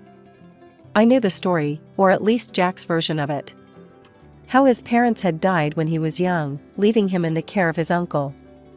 How Robert had been overbearing and controlling, trying to force Jack into the family business. He never listened to what I wanted, Jack had told me years ago. It was always about what he thought was best. So I left. Started my own life. Looking at Jack now, lounging in his robe at 2 in the afternoon, I couldn't help but wonder if there was more to the story. Maybe it's time to make peace? I suggested gently. It's been years, Jack. People change. Jack's reaction was explosive. Make peace? With that control freak? No way in hell, Rita. Drop it. I let it go, but the incident left me unsettled. There was so much anger there, so much resentment. It made me wonder what else Jack was carrying around, what other parts of himself he was hiding. It was a quiet Sunday afternoon when I overheard Jack on the phone. His voice was curt, dismissive. I am not interested in his life and it does not concern me, he said sharply before hanging up. My curiosity got the better of me. Who was that, honey? Jack's face was a mask of indifference. Hospital. My uncle's sick. If he kicks the bucket, at least I'll finally get something out of him. I stared at him, shocked. Jack, that's a terrible thing to say. He raised you. Yeah, and made my life hell, he snapped. I'm not going to see him. End of story.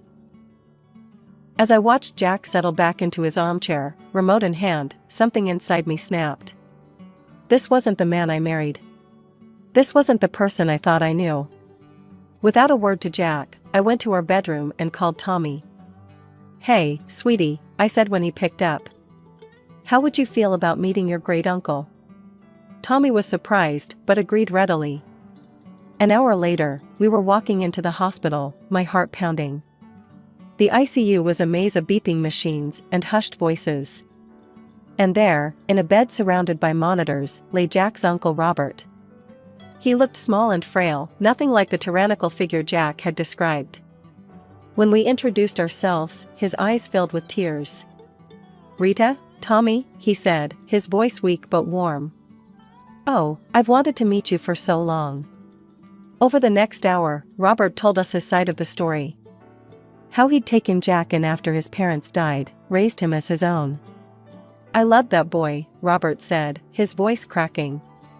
"I wanted him to have everything. To carry on the family business, to have a good life. But Jack, it seemed, had other ideas.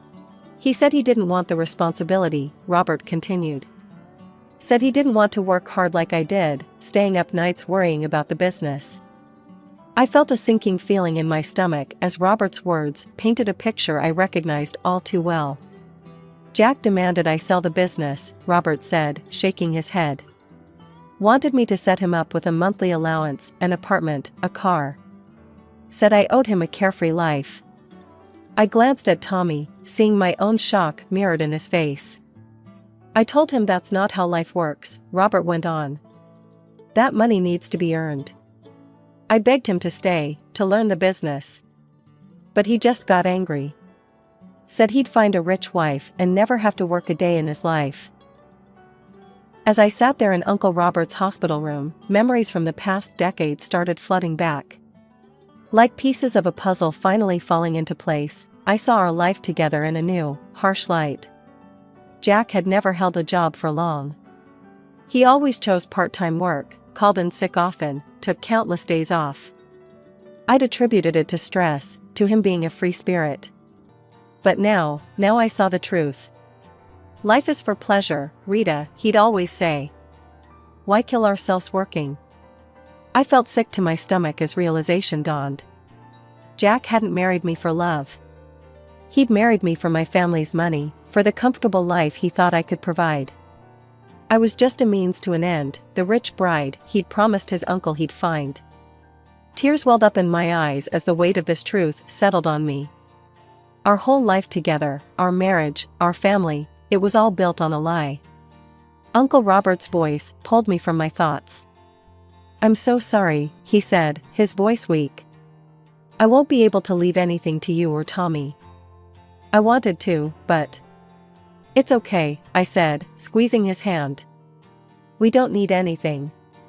"I had plans," Robert continued, growing agitated. "A new project. It would have changed everything. But I ran out of time." Suddenly, Robert's face contorted in pain. The machines around him started beeping urgently. "You need to leave," a nurse said, rushing in. "Now." A few days later, the call came. Uncle Robert had passed away.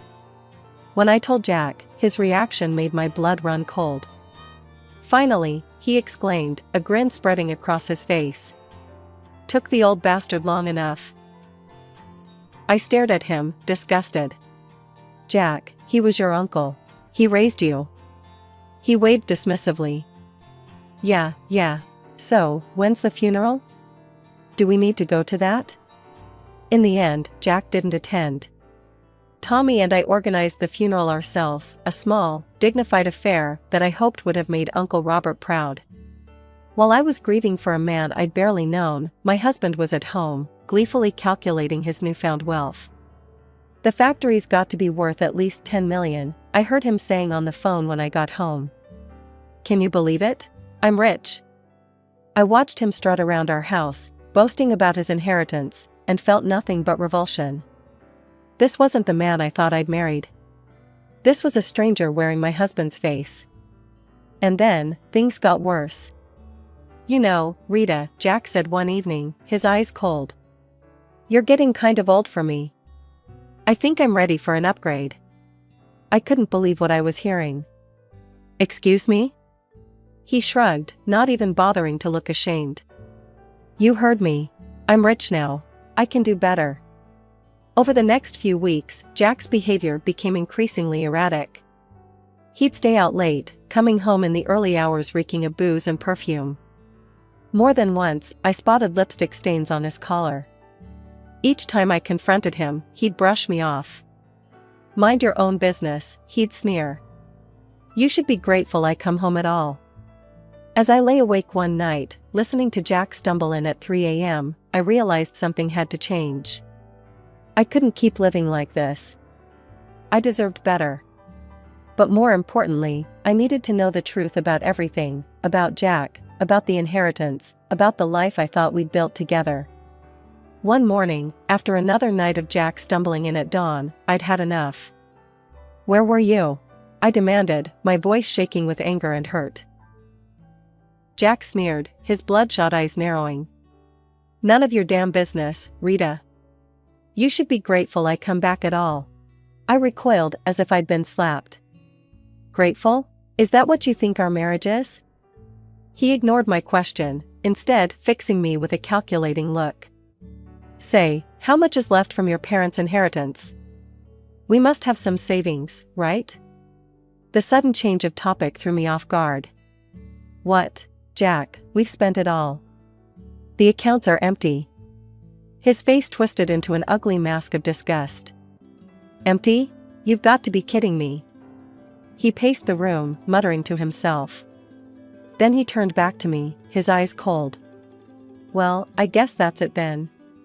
I'm done here, done with you." Before I could respond, the front door opened. Tommy walked in, his eyes widening as he took in the scene. Jack's demeanor changed instantly. He plastered on a fake smile and approached our son. "Tommy, my boy. Just the person I wanted to see. I need you to sign something for me." He produced a document from his pocket, thrusting it at Tommy. "It's just a formality. You're renouncing any claim to Uncle Robert's estate. Since there's no will, it all comes to me anyway." Tommy glanced at me, confusion clear on his face. But after my nod, he took the paper and signed it without hesitation. Jack's grin was triumphant as he snatched back the document. Then, as if a switch had been flipped, he turned back to me, all pretense gone. "I want a divorce," he announced, his voice cold and flat. "I never loved you, Rita. I just tolerated you for your parents' money. But now I'm rich. I don't need you anymore." The words hit me like physical blows. Even though I'd suspected, hearing it laid out so brutally. "I'm moving to Uncle Robert's house," Jack continued, already pulling out a suitcase. "Don't try to contact me. It's over." And just like that, he was gone. 30 years of marriage, packed away in a suitcase, and walked out the door. I stood there, frozen, trying to process what had just happened. It felt surreal, like a bad dream I couldn't wake up from. "Mom?" Tommy's voice was soft, concerned. "Mom, are you okay?" I turned to my son, my rock, and felt the dam break. Tears streamed down my face as Tommy wrapped his arms around me. "It's okay, Mom," he murmured, holding me tight. "We'll get through this. You're strong. You'll be okay." As I clung to my son, sobbing into his shoulder, a small part of me marveled at the man he'd become. Kind, compassionate, everything his father wasn't. And I realized something. "You're the best thing he ever did," I whispered to Tommy. "The only good thing to come out of this marriage." Tommy squeezed me tighter, and in that moment, I knew that no matter what happened next, I wasn't alone. I had my son, and together, we'd face whatever came our way. The weeks following Jack's departure were a blur of pain and disbelief. I tried to keep my head high, to focus on moving forward, but it wasn't easy. Especially when Jack seemed determined to flaunt his new life in my face. It started with the Facebook posts. Pictures of Uncle Robert's mansion, now Jack's new home, flooded his timeline. I tried to ignore it, to focus on healing, but then the photos changed. A young woman started appearing in them. Blonde, beautiful, barely older than our son. In one photo, Jack had his arm around her, both of them grinning at the camera. The caption made my stomach churn. "Meet my fiancé, Candy. Upgrade complete." The call started almost immediately. Friends, acquaintances, even Tommy's old school teachers. All of them asking questions I didn't want to, answer. "Rita, dear, is everything okay? We saw Jack's posts, what's going on? Are you and Jack really?" I couldn't take it anymore. The humiliation, the constant reminders of Jack's betrayal, it was too much. So I did something I never thought I'd do. I called Jack and asked to meet, after consulting with a lawyer. The day of the meeting arrived. I waited at our old favorite cafe, divorce papers in hand. Jack swaggered in, candy on his arm. She couldn't have been more than 25, her face caked with makeup, giggling at something Jack whispered in her ear. Well, Jack sneered, pulling out a chair for Candy. If it isn't the old ball and chain. Candy, honey, meet Rita. The starter wife. Candy gave me a pitying look that made my blood boil. But I kept my cool. I have the divorce papers here, I said, sliding them across the table. I'm not asking for much, just the house. You can keep everything else. To my surprise, he picked up the pen without argument. Fine, have your little house. I've got bigger and better things now. He scrawled his signature across the documents. He turned to Candy, his voice sickeningly sweet. Now I can finally be with someone I truly love. Someone worthy of me. I gathered the papers, my hands shaking slightly. As I walked out of the cafe, I heard Jack's mocking laughter behind me. But I didn't look back. I had what I came for. The next day, I filed for divorce.